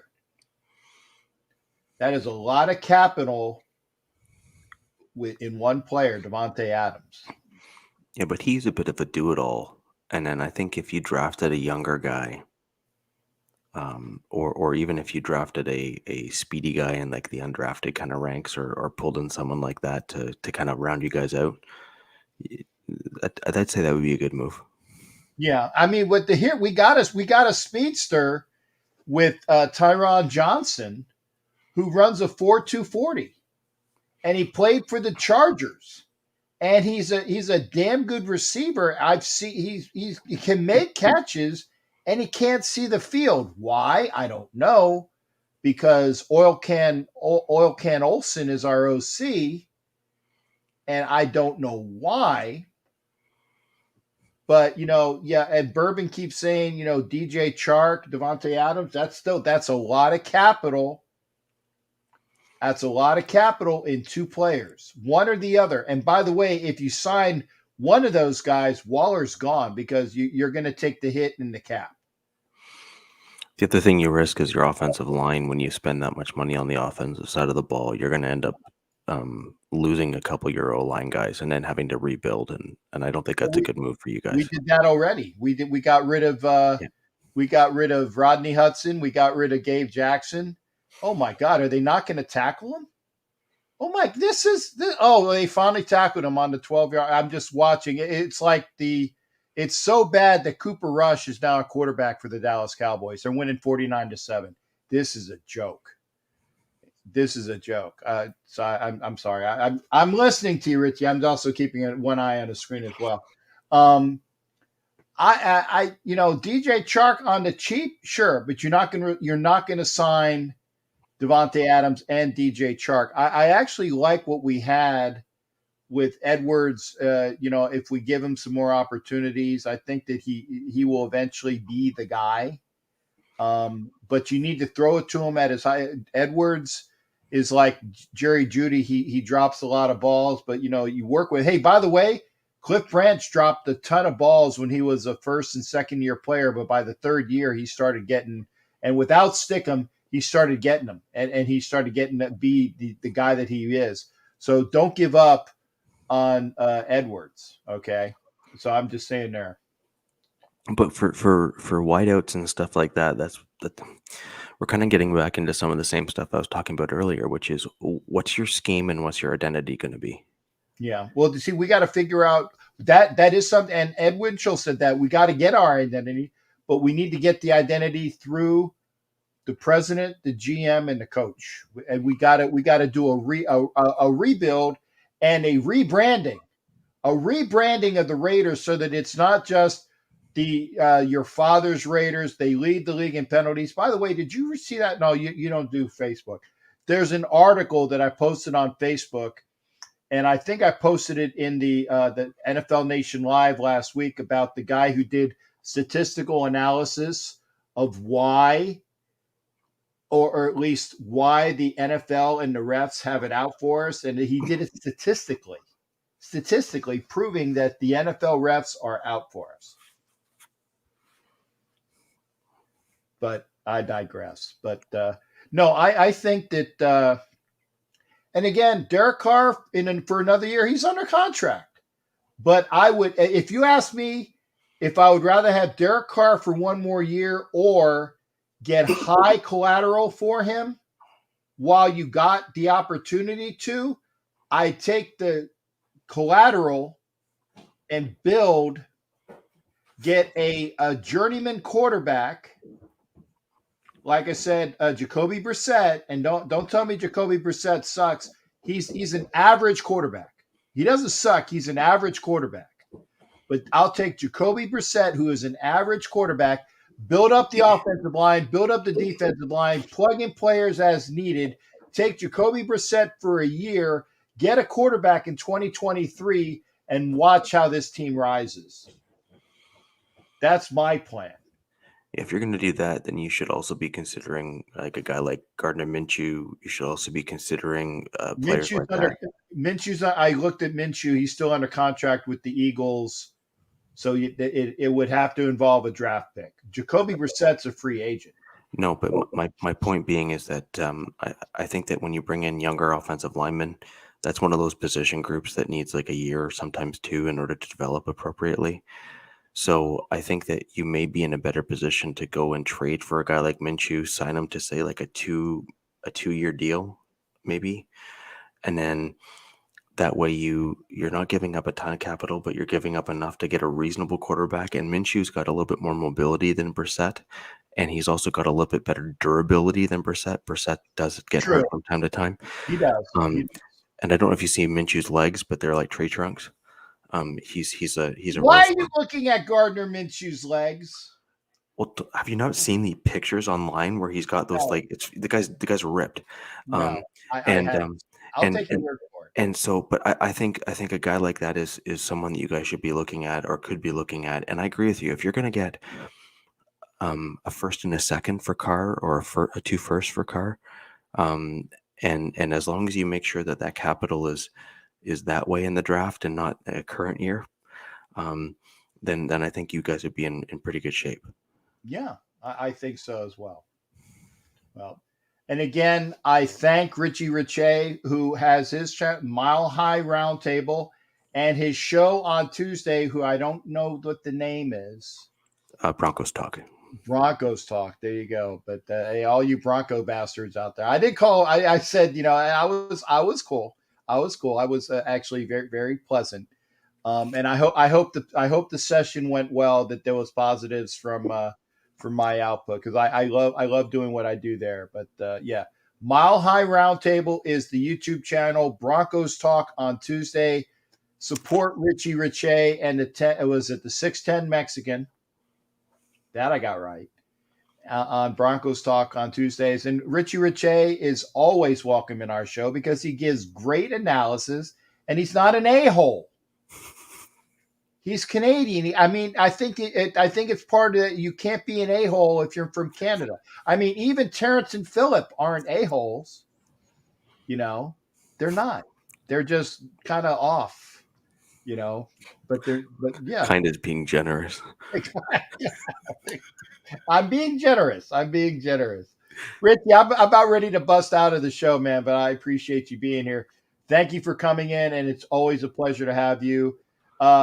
You definitely think the Raiders are going to lose against the Colts. I think that if they play the defense the way they did today and they have a tighter game on the back end, obviously, because the front end, they're good. They need to play a tighter game on the back end.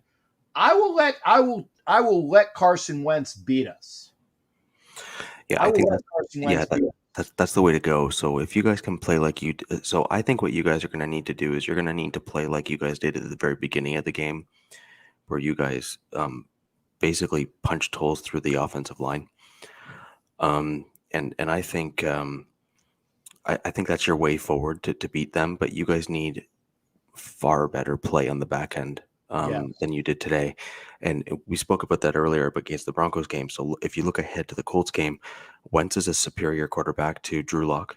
He is. And I think that there are 2 to 3 wide receivers that are more polished on the Colts than we have on the Broncos.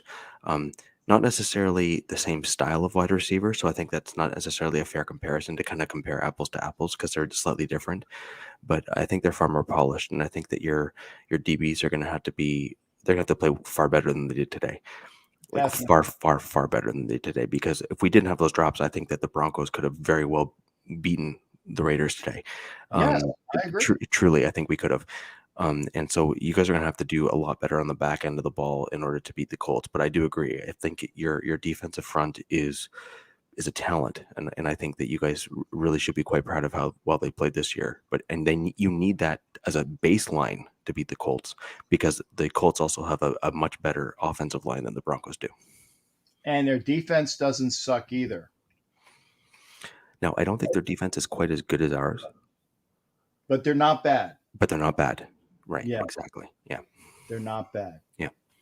Well, Richie, again, Richie Riche, Mile High Roundtable is the YouTube channel. Broncos Report. Broncos Talk. Broncos something on Tuesday night. I'm kidding. Broncos Talk on Tuesday night with Richie Riche and the 610 Mexican. I'll get it. If you look up MHRT Network on YouTube, you'll find us. And my Twitter handle is at Richie Rich A. That's RICHI. RICHEA. There you go. It's there. I took it out at Richie Rich A because I took the Roku Watch Your Language thing off so you can actually see our names. So at Richie Rich A.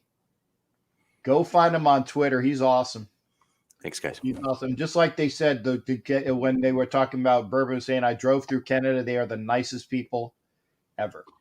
They are. Thank you, guys. All right. Rich, always a pleasure, shipmate. You take care, and best to you as well. Happy New Year, too. And I hope you had a good You too. Christmas. Oh, I did. It was great. And again, I really appreciate coming on. Oh, always. Now, did you hear my story about how the $10 cost me over $400? Mm-mm. In order to get my watch repaired, that was I need to take a link out of the new watch I got for Christmas. That was a $10 repair. I ended up getting a Julius Erving jersey as my Christmas present to me. So that was like $130. And then I saw another watch while the thing was being repaired, and I couldn't swap them because taking the link out null and voided the brand new watch. So I got a black Citizen, just like the new black watch that I had. So that cost me $250. So the $10 ended up costing me $400. But that's just the way it is. That's the way it goes sometimes, right? Yeah, it sucks being me. All right. Have a good one. All right. Thanks, Richie. Yeah, you take care, brother. Be well. We'll see you on the next one. That's Richie Riche, man. Love him. So again, appreciate everybody that was in here tonight. I do. I appreciate everybody that was in here tonight. It's a pleasure. And I didn't put in all of the comments. I put in most of them. But we all have opinions. And what was it? Francisco thinks that I am the Switzerland. I try to be fair. I try to be fair and analytical. That's me. I'm biased at some points, but I try to be fair. But I hope that you guys and gals, mates and wenches, Raider Nation, and others enjoyed the show. So we will see you Tuesday for Captain and Wenches. That's Tuesday night. Remember, tomorrow night on Chronicles of the Black Hole, it is Dos Pendejos with Raider Joe and OG Daniel. That is on Chronicles of the Black Hole. That's tomorrow. I didn't get the time, but it's tomorrow on Chronicles of the Black Hole, Dos Pendejos. That's Monday night. Tuesday night, Captain and Wenches. Wednesday night, NFL Nation Live with Ref Guru, myself, and Violator. Thursday is, obviously, you don't know jack about sports. And then Friday, I am traveling to Indianapolis for the game this weekend. So hopefully we'll continue to let this go through. And if I just need one more win, and I'll win a bet in Vegas. I'd like to see 2 more wins for a playoff berth. So I really think if we get 2 more wins, we make the playoffs. I really think that. But 1 more win gets me a win in Vegas. So that makes me a winner. Y'all take care. We will see you for the next shows. Again, always a pleasure. I'm Captain Jack, and thank you for watching the show. It's always a pleasure having all y'all here.